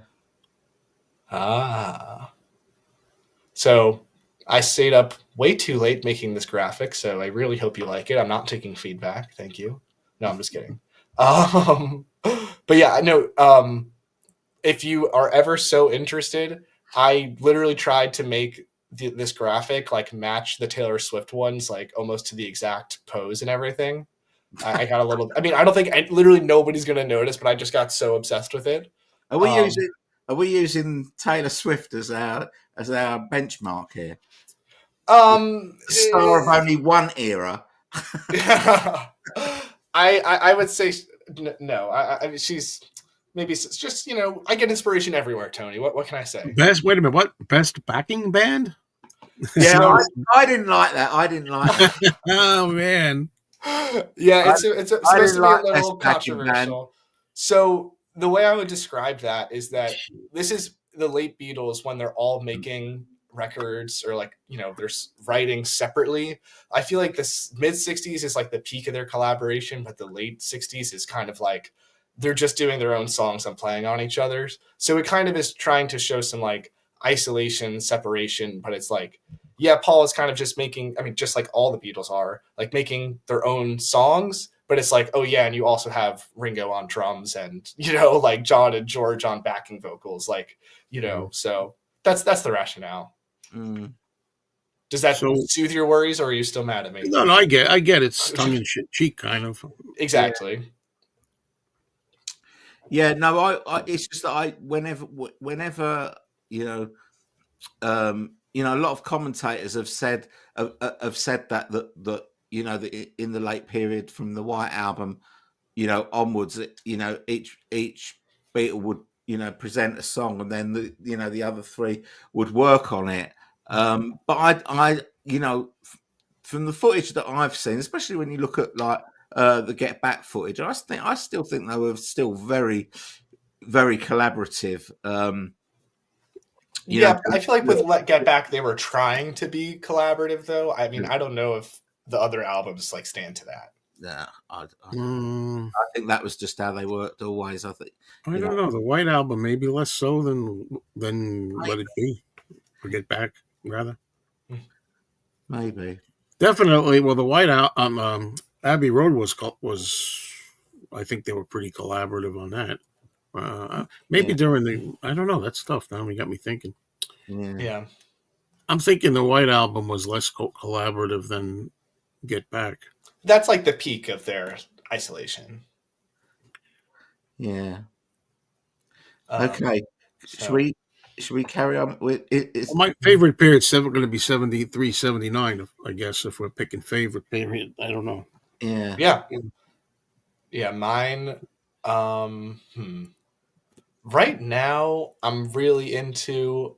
I feel like I've always really loved his '80s stuff. I was just listening to Pizza and Fairy Tales today, but I feel like I love this Run Devil Run to Electric Arguments period too. So that's got to be one of my favorites. mm. What about you, Tony? Well, outside the Beatles, I suppose it would always be Oh, the 70s yeah. for me. I probably would pick the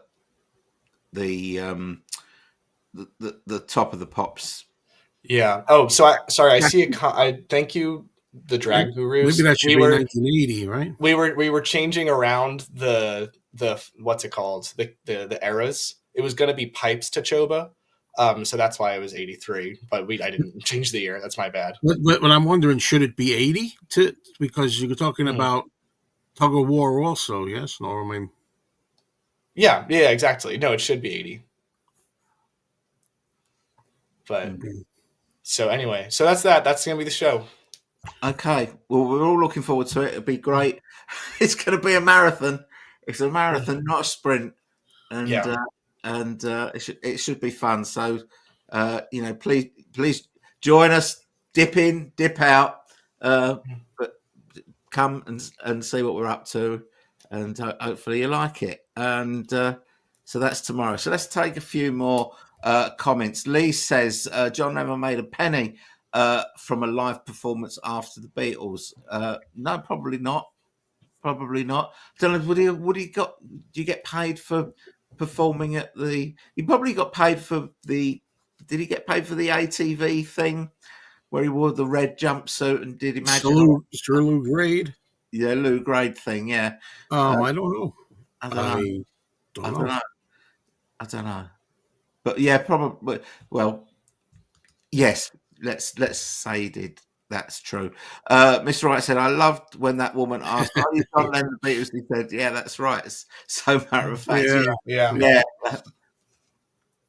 Russ says, John always regretted later his association with Jerry Rubin. It's embarrassing how now looking back that he falls so easy, kind of like Alan Klein.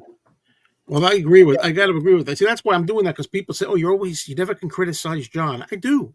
Yeah. I think he was naive, and he got fooled. But the funny thing is, in a way, I don't know what word I'm looking for. Funny is not the right word. With Yoko, in the Playboy interview, and it's on Heart Play, John, a Heart Play album. He says how there comes a point where he'll see whether it's, these guys, Alan Klein, Jerry Rubin, Magic Alex, boy, there's quite a list, the Maharishi. There comes a time when he will see, well, so Yoko, nobody can pull the wool that long over my eyes, because that's been going on a long time. There comes a point where he says it right there, I'm naive, and I've done a lot of stupid things.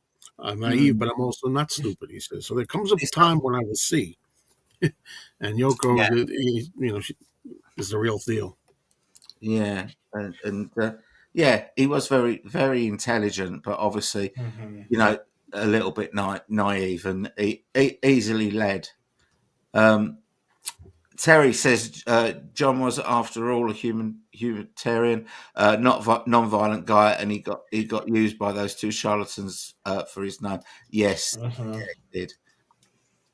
And he said, he used to say, that's why he's always on about peace. He says, I'm a violent man, or was trying not to be. That's a lot of times, that's why people get into things like, peace, or they're trying to do therapeutic self-therapy in a way too. They're trying to better themselves, trying to be more interested in peace, nonviolence, women's rights, trying to grow. Yeah, make amends. Yeah. I felt bad for Yoko during the film with all the shit she went through. Yeah, that was, well, we can't, we kind of knew that, but the placing of that song, 39, age 39. Yeah, I think it's called looking over my hotel window. I know one thing, and I wasn't familiar with it. I think I found out it was on Approximately Infinite Universe. Yeah, it is. Yeah, and okay, you don't have to love her singing in it, no. but the words are amazing. The words are deep and soul searching, and that's the thing. And John thought that she was like her lyrics were poetic, and I agree. Yeah, I do too. I do too. And I understand if people don't like her music. That's they're entitled to say to do that, and it's the same with any artist. You can not like any artist that puts themselves out there. To be judged. So that's fair enough. But when people attack her on a personal level, I'm not having that. Well, that's what it is. And do you not like anything about her? I don't want to do parallels here, but just because it's her, you know what I mean? So everything she does, whether she blinks wrong, she breathes wrong, sneezes wrong, everything's wrong that she does from the get-go. That kind of mentality I don't get behind. Yeah. But those sort of people were quite happy with all the unreleased material that she gave us during the 80s and 90s when she was doing that work. All that stuff, we've got a lot to thank her for, because we wouldn't have had all that stuff. I mean, things like the Lennon anthology is an absolute masterpiece for a box set. It's a good point, Tone, because again, now I'm defending Yoko a bit. She can't win because I've heard people actually say, "Oh, she puts all this stuff out just to make money off John's name, and she just wants to do this and that." But if she hadn't put anything out and hoarded it all, look at this. She's not giving us anything of husband. What is that? She's, and that's what people do when they hate somebody. That anything they do, I'll go to this way or I'll go that way, depending on what they do. I'll say the opposite. Yeah, absolutely. Yes, a good point, Ted. Lewis says yes, for the first time ever had more sympathy for Yoko. Horrible what she went through. Yes. Joe, how do you pronounce this name, Mr. I have no idea. I think I got it right. Because I know that he comes on your live streams sometimes, Mr. Mixy Zip Talk. Yeah, Mixy. I don't know, Mr. Mixy. Speaking of mine, I supposedly am going to do one in a couple 2 minutes, but I don't know. I'm kind of like my back is hurting from sitting. I sit forward when I'm sitting here in the chair. I'm forward. I'm leaning forward when I'm here. I'm not like back. You're telling me you're not going to do your live stream? I was going to watch that. Oh well, I'll do it. But I mean, if you haven't had enough, you're welcome to come up, and so are you, Kyle. It's up to you if you want. But I might grab something to eat in a bit. But I don't blame you. I don't blame you. Right. Okay. So I guess I better bow out now and say so long, guys, and get started. It's great seeing you, Joe. Thank you. Too, Kyle. It was really wonderful talking to you. Thanks for coming on, and all right, we'll see you soon. All right, take care, guys. Take it easy. Cheers, Joe. Right, so Mr. Mixy Zip Talk says, "What would you?" You would think they would take advantage of the one-to-one film box set to release. We've kind of been talking about this. We think that is what is going to happen. We think that it's going to be a 9 CD box set. It's going to be one-to-one, and it's going to include sometime in New York City, and hopefully ultimate mixes thereof. So that's what we're hoping for. David said the modern day term is not naive but groomed, and especially with Alan Klein. If only everyone listened to Clint Johns. It was funny but John was able to talk Alan Klein round, wasn't he? When he pitched to him in the film about the free the people. Yeah. Or John, Alan Klein was, so it was a really bad idea, John. People aren't in, they're not in prison, because they can't raise bail. They're in prison because they're not entitled to bail. Yeah. And how are you going to do it? What are you going to do? John's saying, well, we'll release the first 500 prisoners, and Alan Klein's going, what, alphabetically or Yeah. first one to the door sort of thing, I feel like that relationship is so mythologized, especially just like as like the downfall of the band. But I like to get that inside listen to like really their dynamic was so interesting. Yeah.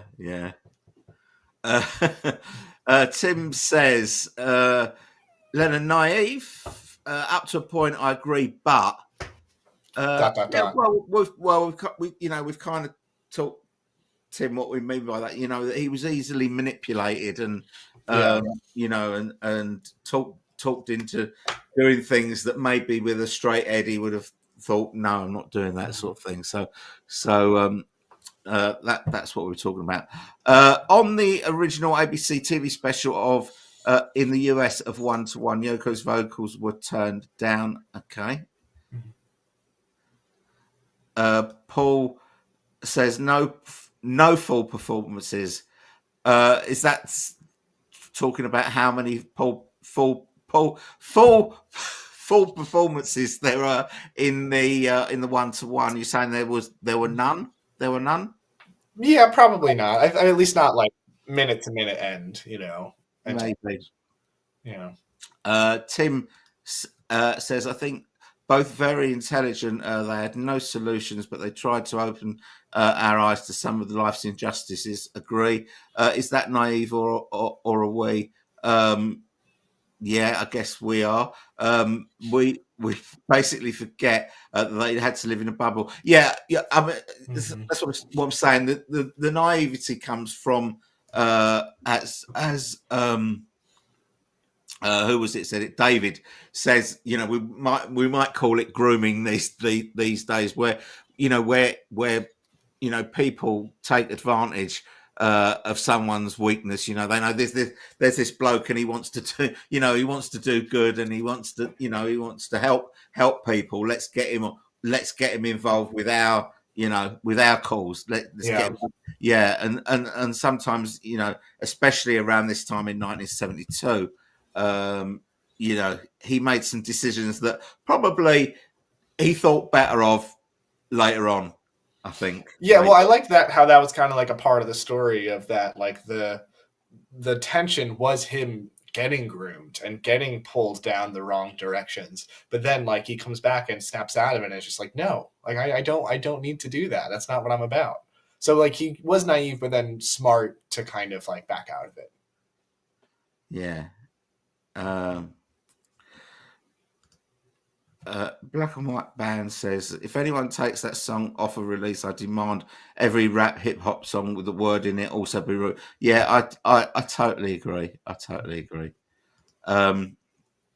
Russ says, perhaps a remix AI will change the song to Woman Is. Whenever I talk about that song in a video, I always say Woman is the figure of the world. Because it almost sounds right. Yes, she is. Then it can be used to sell exercise equipment or lawnmowers. Good point, Russ. I'm so gutted that I didn't get to meet you in New Jersey the other week. I would have loved that. Maybe he's a great guy. Maybe next time. Everyone's saying you're a great guy. I can't really believe that. But only joking, mate. I'd love to have met you. So maybe next time. In 1972, Paul released "Give the Island Back to the Irish" and John released "Luck of the Irish." Yeah, and Sunday Bloody Sunday was the kind of equivalent of "Give Ireland Back to the Irish" because they were both inspired by that same event, which you probably don't know, do you, Carl? So there was basically a freedom march, and about 30 civilians got shot dead by the British Army, who were occupying Northern Ireland at the time. Mhm. And yeah. I vaguely know about it, but Yeah. not super a lot. Yeah. From what I know, they supported the families of the people killed by the IRA and the UDA. The IRA misrepresented this, and Lennon, I am sure, made it clear the negative press didn't reflect the truth. Yeah, but in the lyrics, he talks about, blame it all on the kids and the IRA, while the bastards commit genocide. I mean, it was far from genocide for start. But that's what I mean. That's what I mean about his naivety. He calls it genocide. It was not genocide. But there we go. Right. Okay. Let's get rid of this twat.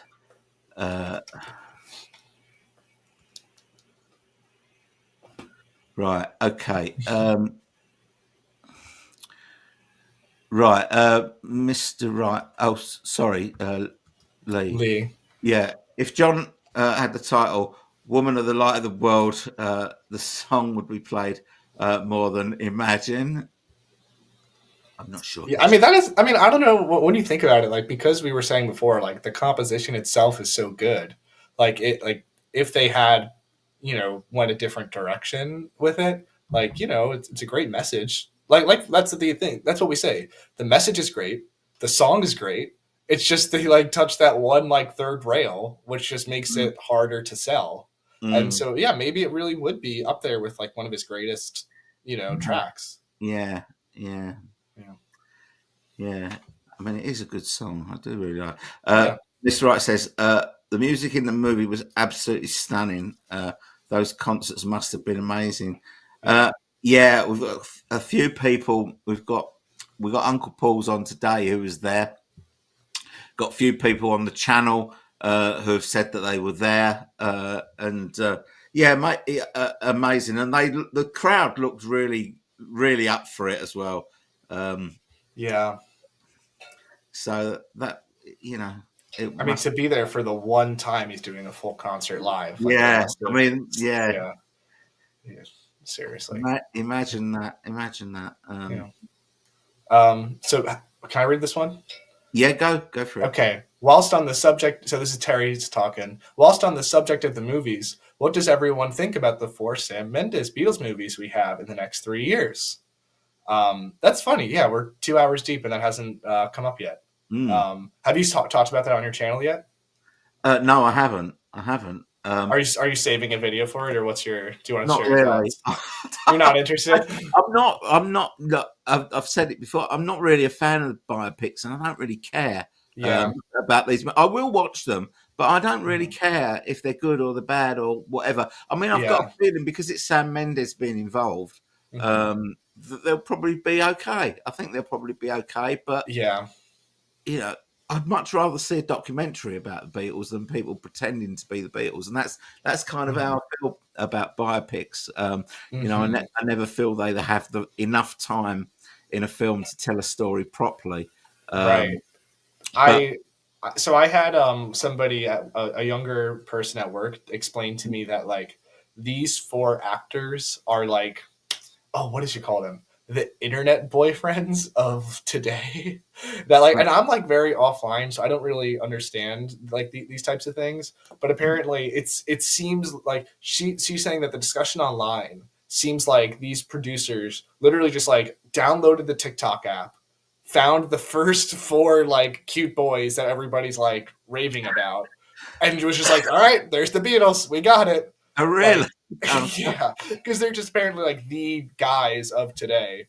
And she was sharing some movies with me that they were in. Like, I think Paul Mescal was in Gladiator. Harris Dickinson was in Baby Girl, that movie that came out last summer. So, and then Barry Keoghan, I think he was like the Joker or something like that.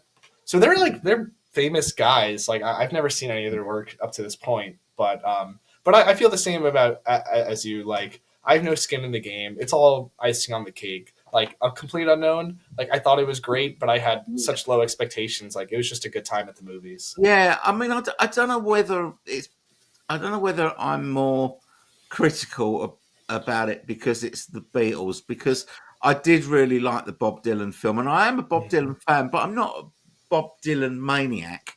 I've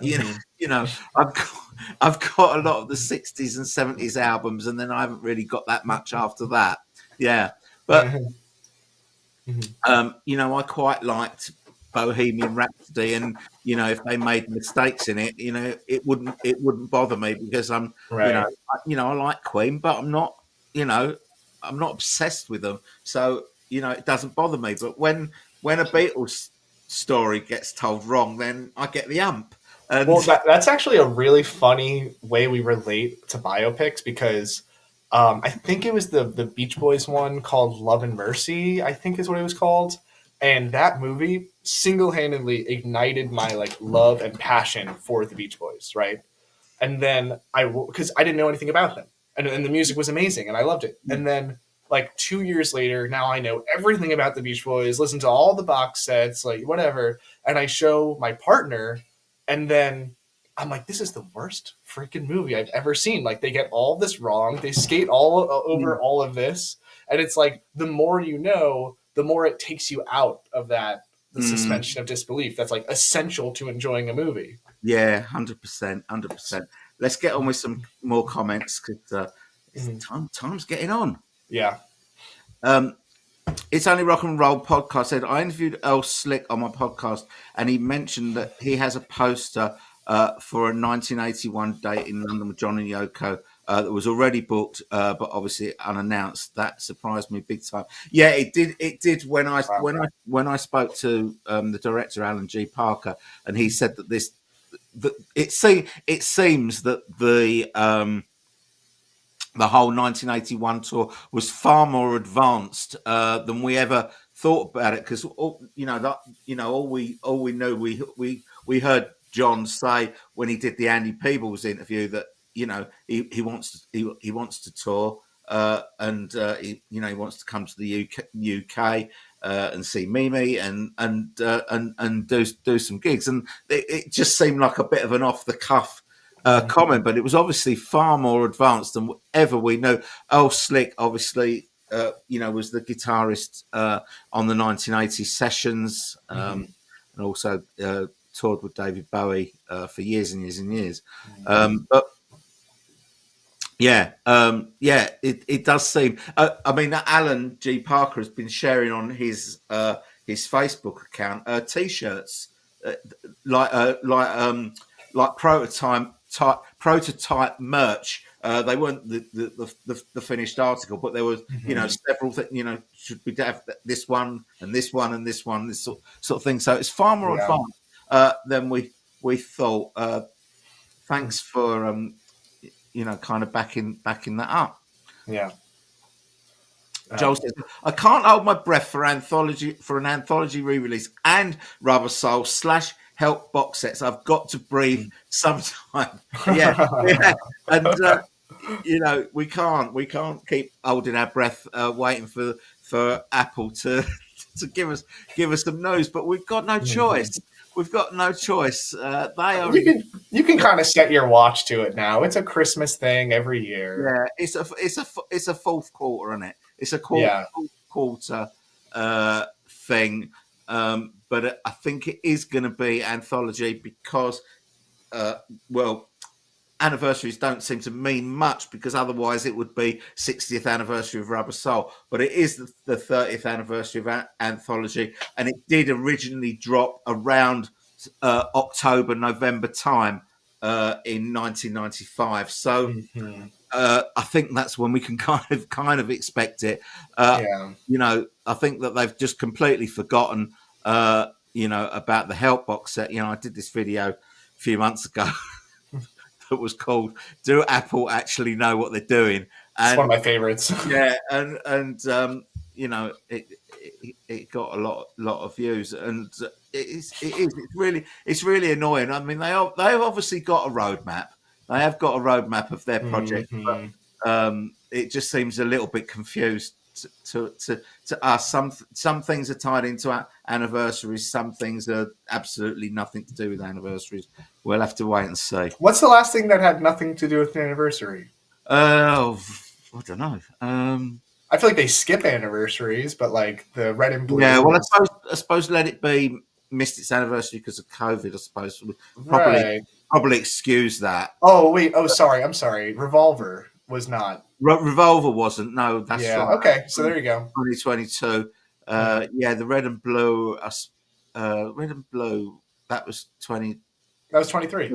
23, wasn't it? Yeah, so it was. 50. Oh, and then I guess last year, what was it supposed to be, like the 60th anniversary of them coming to America or something? Yeah. Okay, right. David says, I'm guessing that Peter Jackson, aka Bad Santa from Hot Fuzz,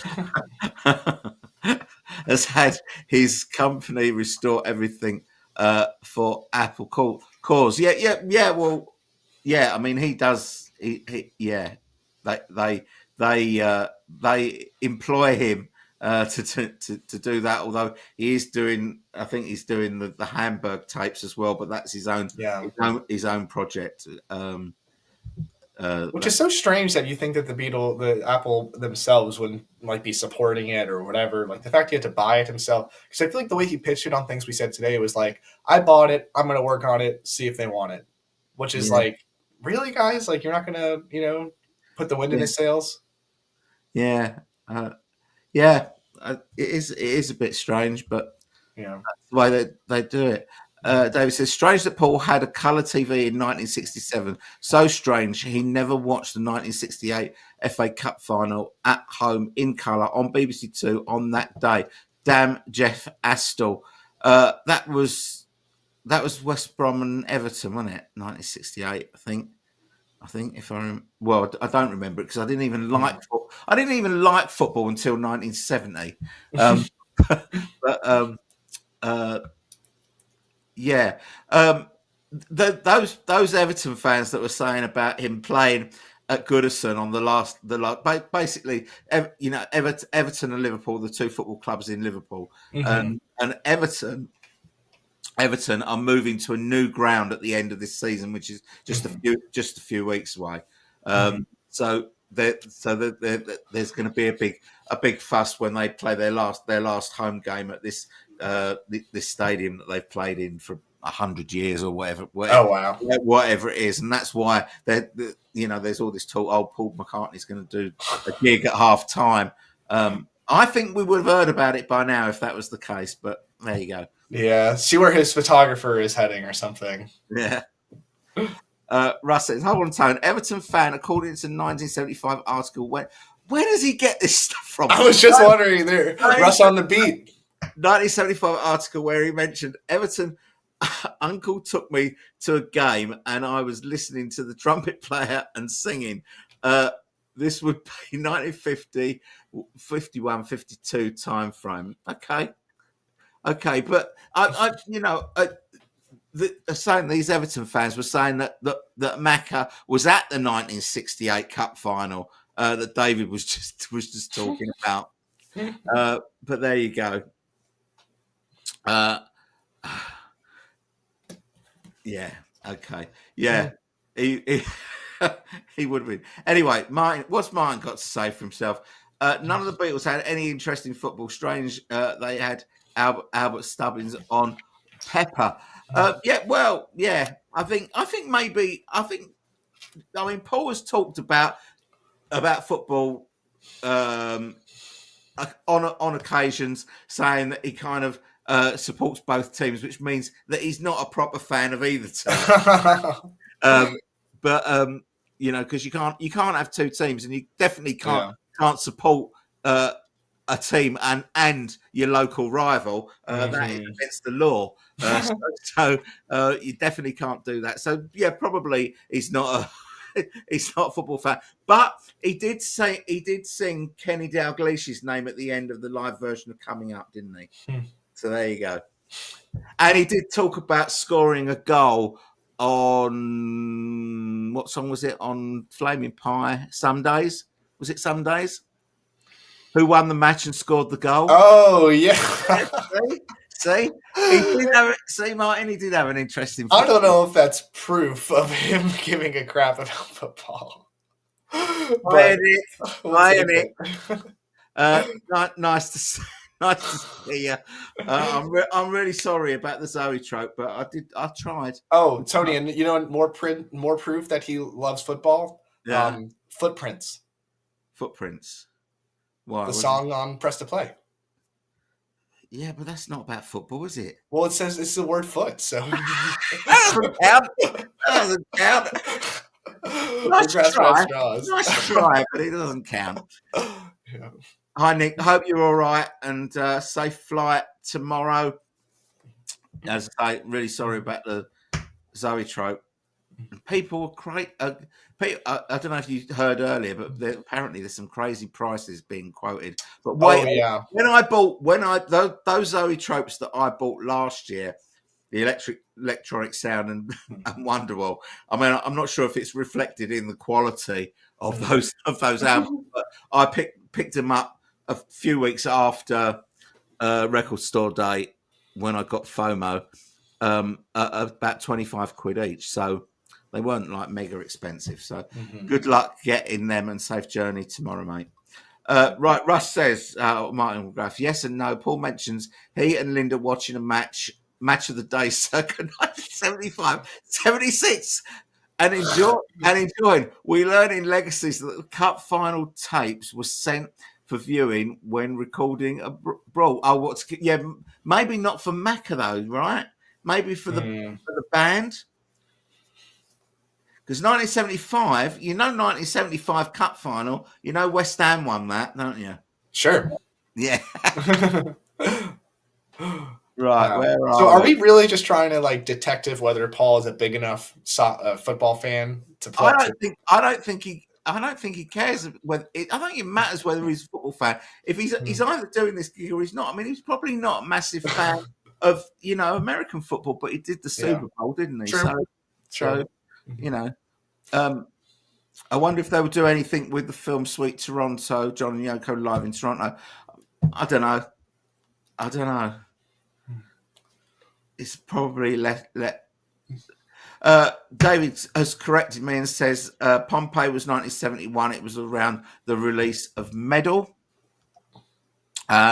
Lee says, hey, Tone, wouldn't it be nice if they used the Love version of Gently Weeps produced by Jules Martin for Anthology 3? Well, actually, it's the other way around, isn't it? Because they took the version that was on Anthology 3 and then put George Martin's orchestration on it for the Love album. I think that's how it worked. I think that was how it worked. Julia says the IMAX film for Pink Floyd's Pompeii was the movie 1972, where they recorded all by themselves in an empty stadium in Pompeii. I didn't know that. I'll buy 1-to-1 on Blu-ray when it comes out. I didn't know that.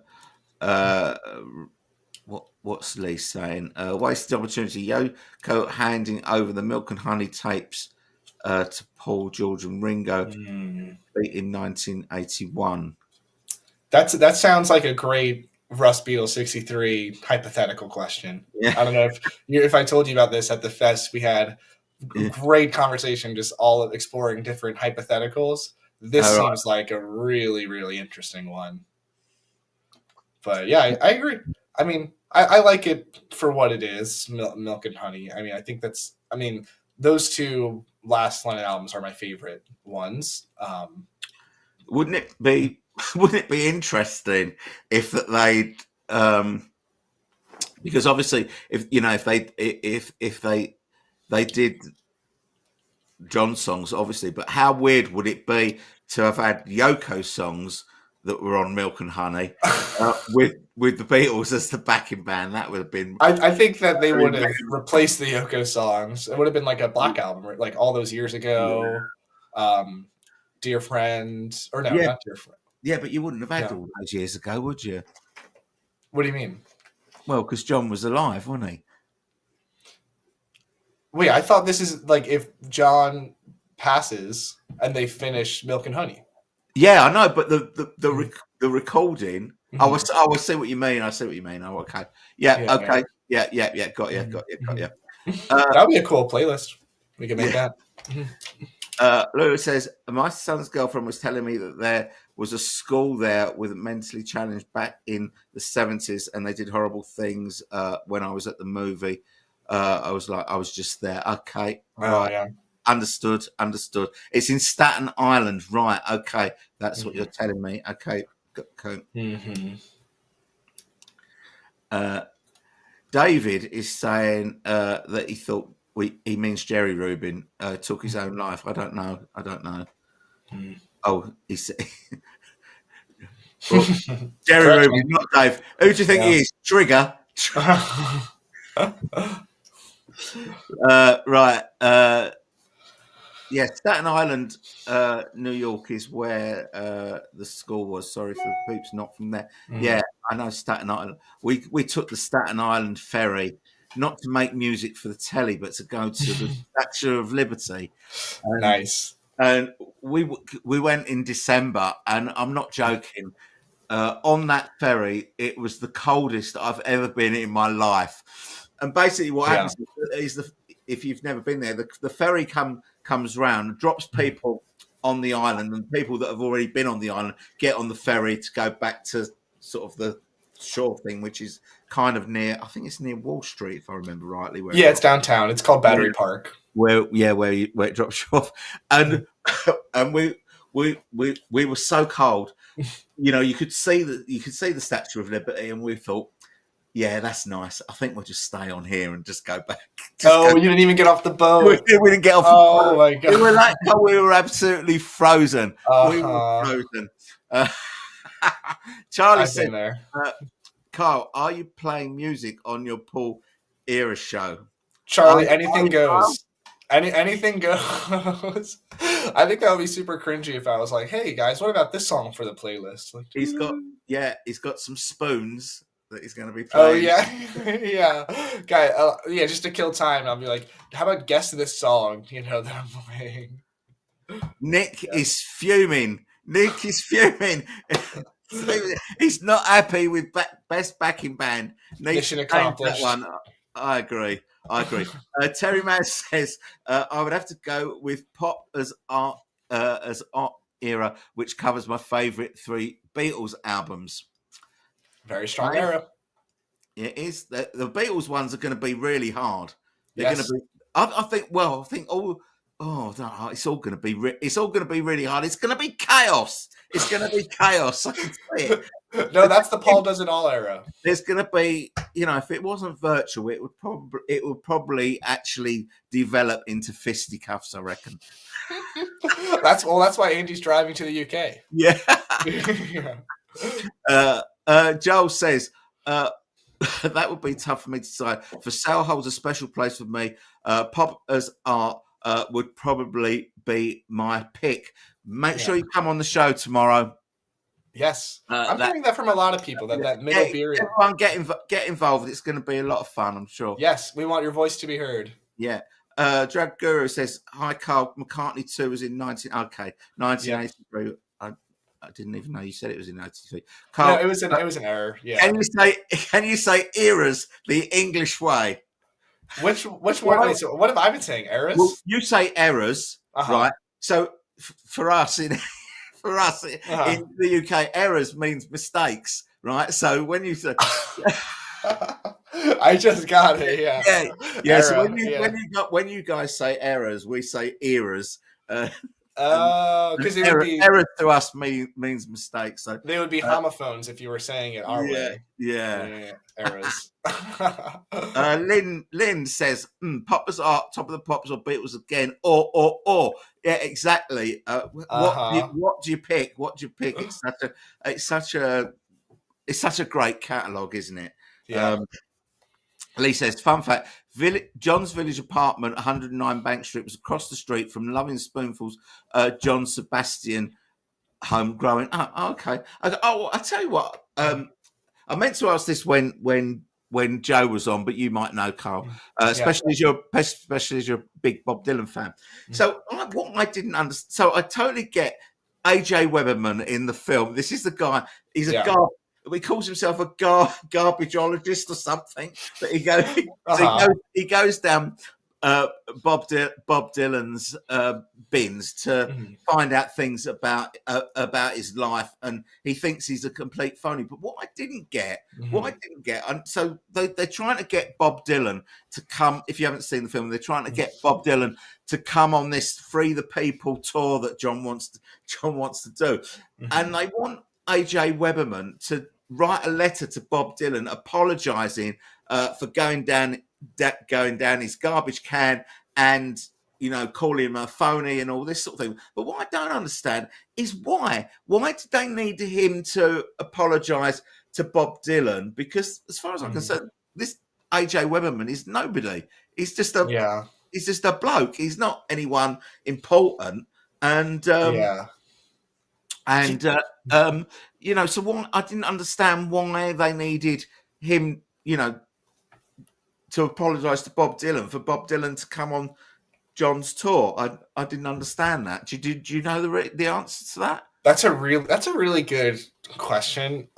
So I might be talking out of my ass here a little bit, so feel free to correct me in the comments. But it's possible that Weberman, because he was like very politically active, it's possible that he might have been involved in that Free the People tour, and that that Dylan wasn't going to do it if Weberman was associated with it. Because what I can say for sure is that yes, Weberman was just a bloke, but he wasn't like just nobody. Like this really got under Dylan's skin. I think this is why Dylan moves to California to really because once he moved to California, he had you know, a huge estate where you know, he had guards and everything like that.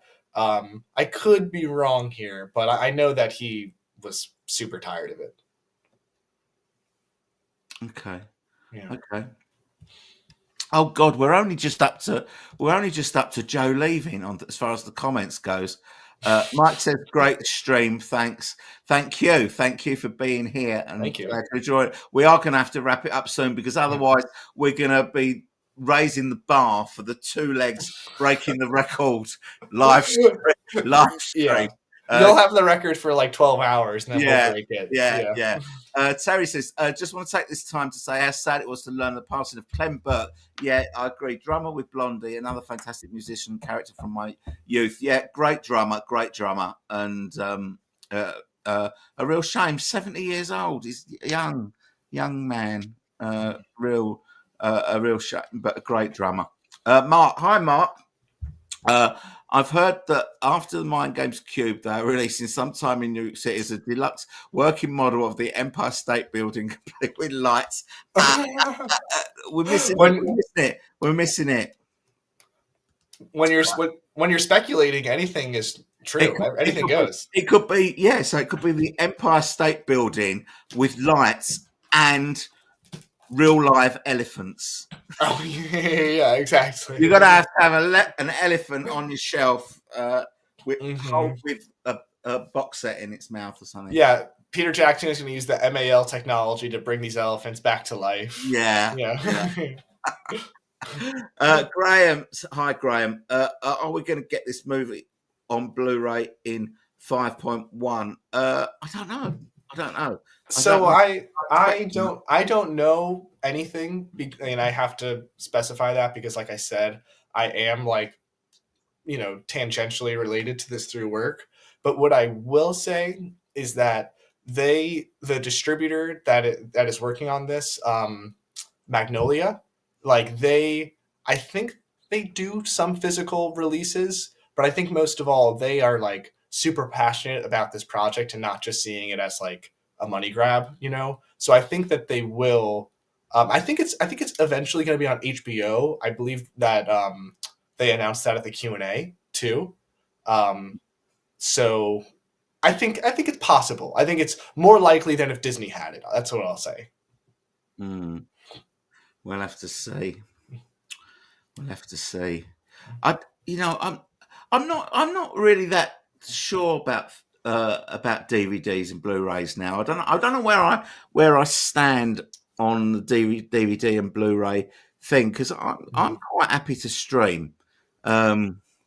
It's funny. I'm just discovering the beauty of the 4K and everything. I think I'm more of like a snob, and I feel like snob is like not the right word. It feels so pretentious, but like I guess I'm more of a snob with vinyl, where I can tell the difference between like a like you. I feel like you've said this, like a CD pressed on vinyl versus like an authentic like 70s vinyl.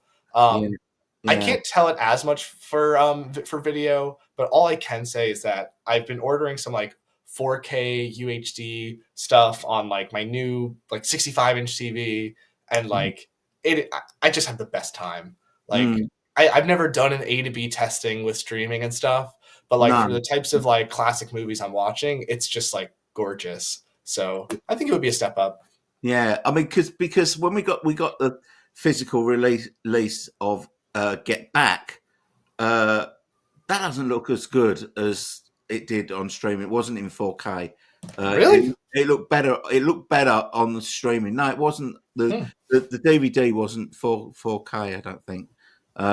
Interesting. I mean, it was fairly high resolution, but it didn't look as good as it did on the telly on Disney, which was in 4K.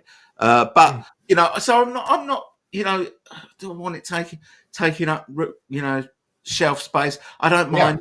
I don't mind records taking up shelf space, so I shouldn't really complain about DVDs or Blu-rays taking up shelf space. But I can't actually remember the last time I actually watched a DVD. I can't remember. I'm gonna watch one after this. That's my plan. It's a rainy day in New York. I'm staying in watching a movie. But you know, I think with a lot of these things, it's kind of like if it's not for you, just don't even go. Just don't even go follow that. You know. Well, I remember that, when Revolver came out and there wasn't a Blu-ray included, loads of people lost their shit that there wasn't a Blu-ray included, and because they wanted like the high res audio. Yeah.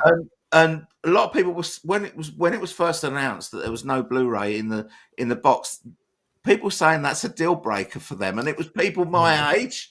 It's people my age who have been buying albums for 50 years without a Blu-ray, and suddenly the Blu-ray was be all and game over. Yeah, which I thought. I just wonder if some people like kind of build their hi-fi systems like around digital, like high-end digital stuff.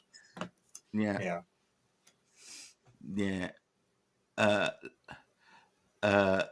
Phil says the Great Unknown was better the second time. Interesting.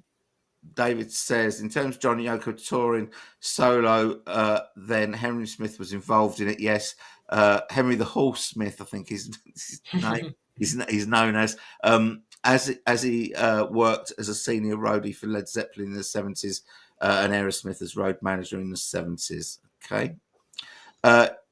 Dave Healy says Jeff Astle scored the goal that won the 1968 Cup final. I didn't know you were a West Brom fan. I didn't know you were a baggy West Brom fan, Dave.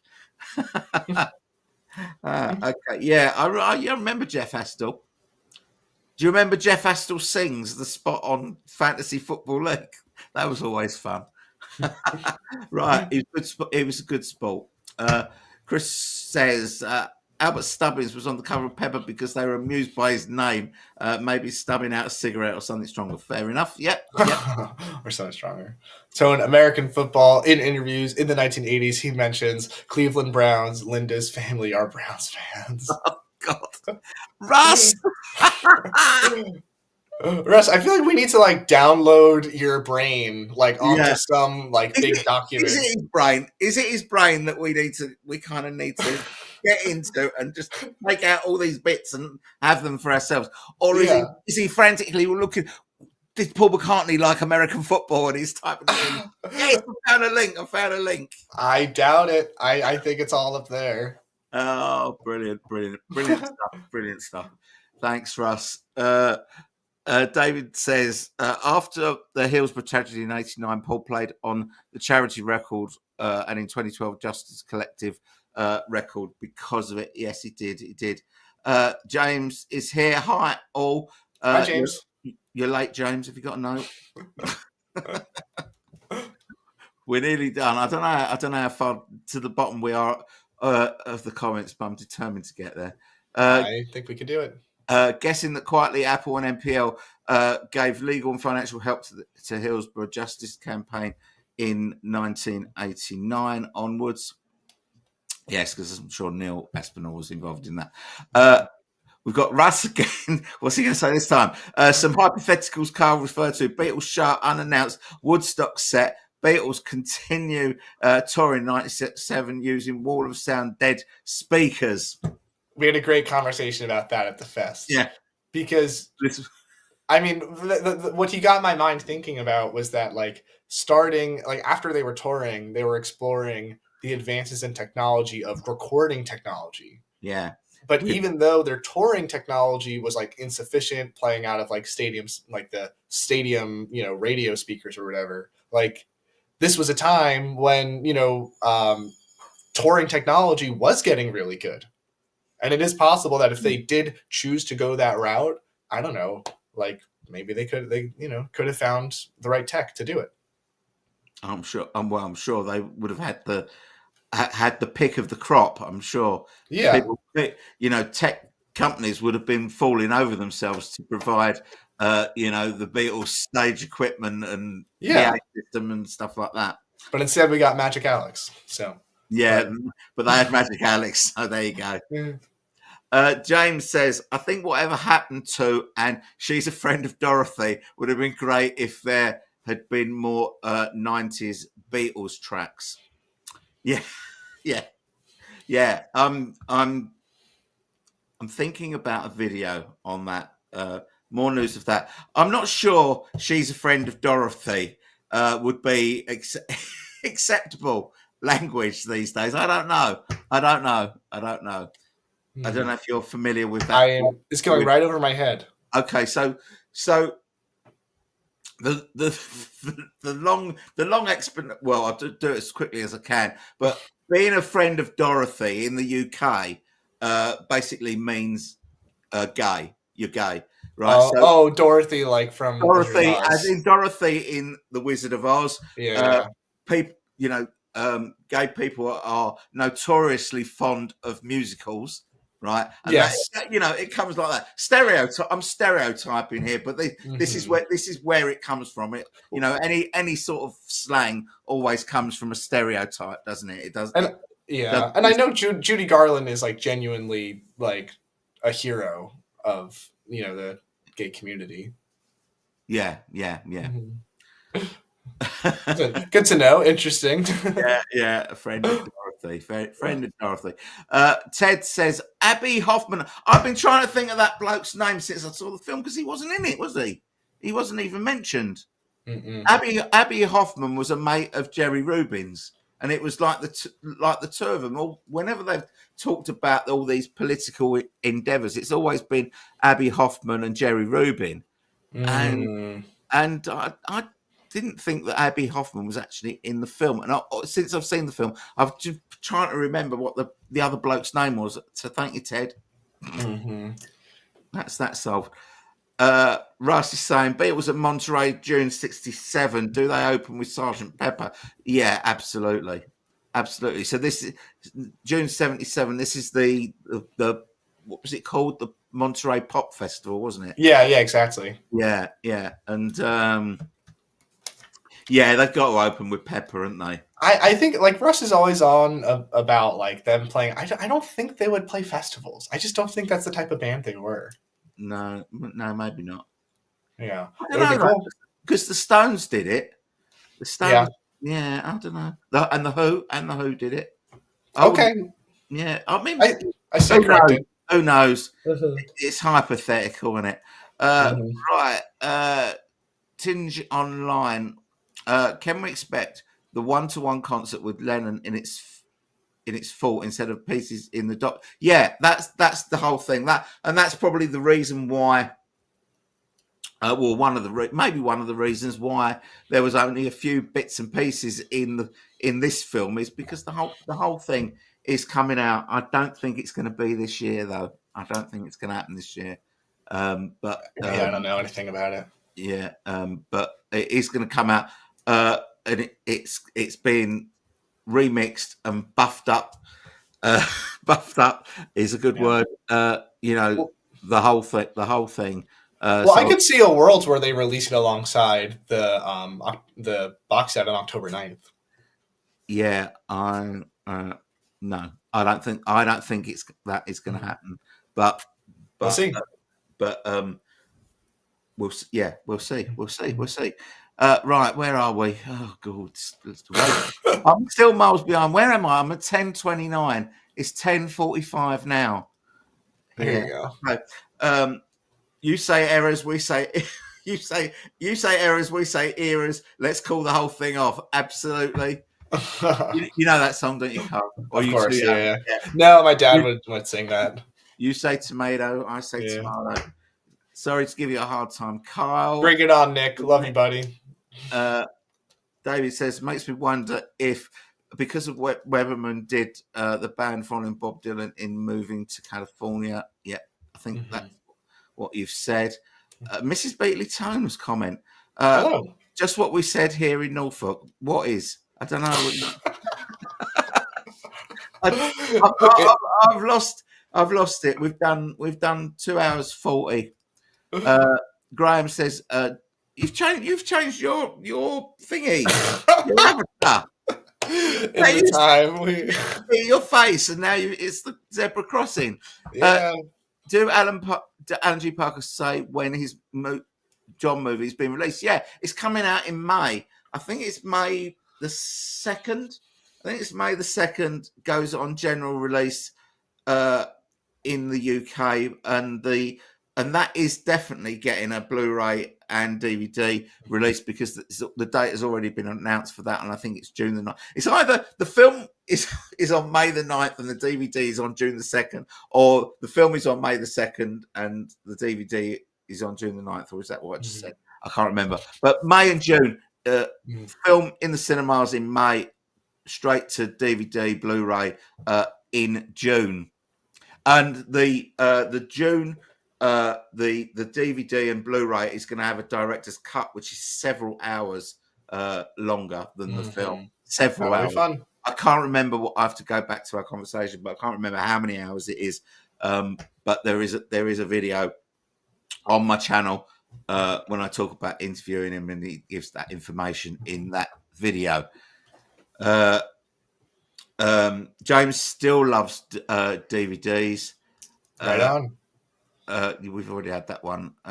Right. Julie says, Get Back was released on DVD and Blu-ray. It was. Let It Be hasn't been. And a lot of people calling for it, but I just know it's there on Disney and I can just watch it. So I don't know. I suppose if it gets to a point where there's nothing you ever want to watch on a streaming platform and you've got the DVD, you can just, kill your subscription, I suppose. Yeah, I just subscribe. If I want to watch something I don't already have a subscription, I just pay for the month and then delete it. Yeah, okay. Yeah. I've started upgrading from DVD to Blu-ray. Love having my physical media. Yeah, so I'm, 100% physical media as far as records go. Oh, cute cat. Hello. For records, I'm less bothered about, visual stuff, but I do, I've got a fair collection. Well, let's get you like a Hard Day's Night on 4K or something and see how you feel. Yeah.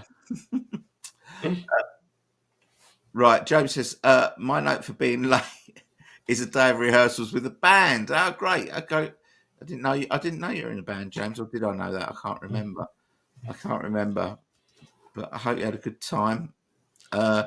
What sort of band are you in? Is it a pop band or is it like a brass band or something? Beatles using the sound of Kid Charlemagne would have been interesting. I don't know what that is. Yeah, I'm lost. Sorry, David. I'm sorry, it's gone. It says, is there any news on a one-hand clapping film release? No. So one-hand clapping has been, the film has been running on Sky Arts in the UK Mm-hmm. Now it's there. It's on a kind of a cycle of maybe every 6 to 8 weeks they show it. But it's the whole thing that was in the cinema with Paul's introduction at the back and the backyard thing at the back. So it's more than what we got on the Band on the Run archive. Yeah, sometimes those have like exclusivity terms, so I wonder if after they run out of their license for it, we'll get it on DVD. Yeah. Okay. David says Kenny Everett and Freddie Mercury and Eurovision violence contest. What is that? I can't remember. Is that a Kenny Everett sketcher? I can't remember. Do you know Kenny Everett, Carl? No, who is it? So he was a British DJ in the 60s and 70s. He's from Liverpool, and he's quite friendly with the Beatles. And he in the sort of the late 70s, he became he had like a TV. He's a very funny bloke, and he had a TV comedy sketch show where he used to do various characters.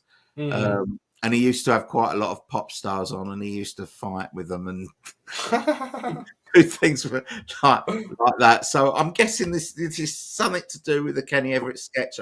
I'm not sure, but I can't remember it. I'm sorry. Lee says, I think Carl meant Paul Song here today, but said to a friend about the Fantasy 1961. Yes, you are right, Lee. Thank you. Yeah. One of those. Everyone wants to correct people who do YouTube stuff. I get, you do a video or something like that, and people won't say anything about the video, but they'll say, you said 1964 and it was 1965. They're very keen. People are very keen to correct you. Yeah. The Beatles were the only ones who did not play festivals, sadly. Mm-hmm. Our Mike's here. Hi, Mike. I always thought that if John was still alive, that Live Aid would have been the right event for them to reunite for a call. Yes, yeah. Mm-hmm. I mean, there was a lot of talk. I went to Live Aid, and there was a lot of talk beforehand that it was going to be, because we knew that Paul was playing, which was the only reason I went, really. But, mm-hmm. I mean, I had the best day ever. But Paul, mm-hmm. I wouldn't have, I wouldn't really have if Spandau Ballet were playing in my garden. I wouldn't even open the curtains. I don't think. But on the day they were great. But the Paul George and Ringo were going to play with Julian Lennon.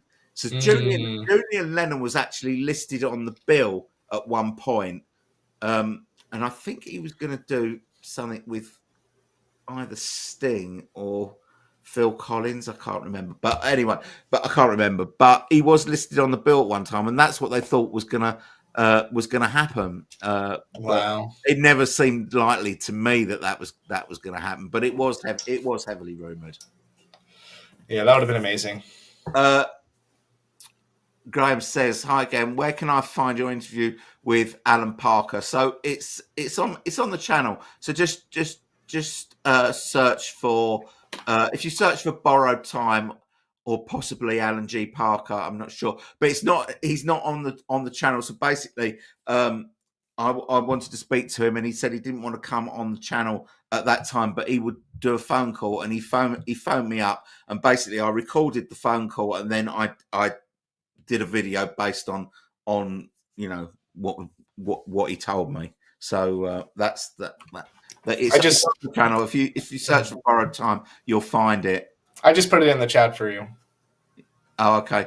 I was putting it in the chat. There you go. David says a song called, you mentioned, The Grateful Dead. Oh, right. I haven't got a clue about The Grateful Dead. I couldn't name. I'm like a level 1 fan. I've been to a couple shows. I like a couple of their albums, but don't know that. I couldn't name one of their songs. Yeah. Truckin'? No idea. Not Shakedown Street? No. Oh man, okay. I don't know anything about the Grateful Dead. I like Jerry's solo stuff is really good. If you like kind of like soulful, folk stuff. Yeah. Yeah, I know Jerry Garcia, but I don't I haven't listened to any of their stuff for it. Or I probably heard some of their stuff, but I can't remember what song it was, or what album it was, or whatever. James is saying I'm playing an R&B soul band as well as a folk pop project, but I play a lot of rock and pop stuff too. Cool. Great stuff. We need you on the Two Legs live tomorrow, because we need someone to accompany Kyle on spoons. He's going to be playing Magneto and Titanium Man on spoons. So if you come, what instruments do you play, James? All right. David says yes, that was Kenny Everett's sketch as Sid Snot. All right, okay. Hello, my name's Sid Snot. Yeah, he used to do all these characters, Sid Snot. And I have him searched up on YouTube. I'm gonna watch. Yeah, look up for Cupid Stunt. For Cupid. But don't spell it wrong, otherwise you'll find something completely different. Okay. Interesting. If you swap the S and the C at the beginning of the words. So right, okay. So outrageously funny. He was brilliant, wasn't he? He was brilliant. He was brilliant when he was on ITV. He was brilliant. When he went to BBC, it kind of went a little bit downhill, but it still had its moments. Russ says Beatle using the Dead's Wall of Sound PA system, they would hear themselves above all any screams. That's a plus then. Mm-hmm.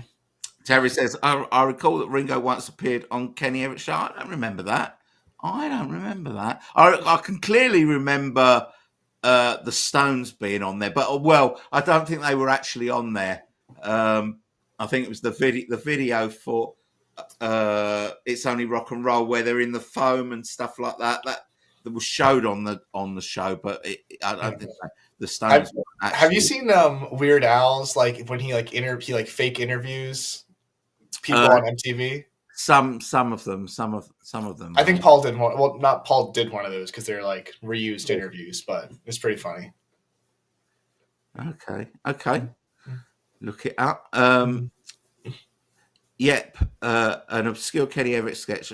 I like the way you say DVD. Dave A. Day. I don't say it like that. I do not speak like that. DVD. And TV. Day. I don't speak like that. Yes. Yes, Lennon was the big missing piece at Live Aid. Although Elvis Costello did "All You Need Is Love," he did, and I remember he introduced it. This is an old Northern folk song. He introduced it, and it was beardy. It was beardy Elvis Costello. He was going through his beardy period. Right, where are we? Stuart says, "Yeah, Cupid Stunt and Mary Hinge." Mary Hinge or Harry Minge. Right, okay. Lee Sanna says, how about this concept? John Lennon live, his live piece in Toronto, 1-to-1, John Lennon, Lou Grade, Mike Douglas, and all those acoustic benefits. Yes, yeah. There's so few of them, you could almost put them all together on one album, couldn't you? Compilation, yeah. Compilation. James says, I'm a guitar player, so I can add some backing loops to the spoons. Far out, man. And Bob says, sorry, got to go, Tone. Got to pick up some more shopping later, mate. See you, Bob. And I'll speak to you. And I know that I've got an email response to you.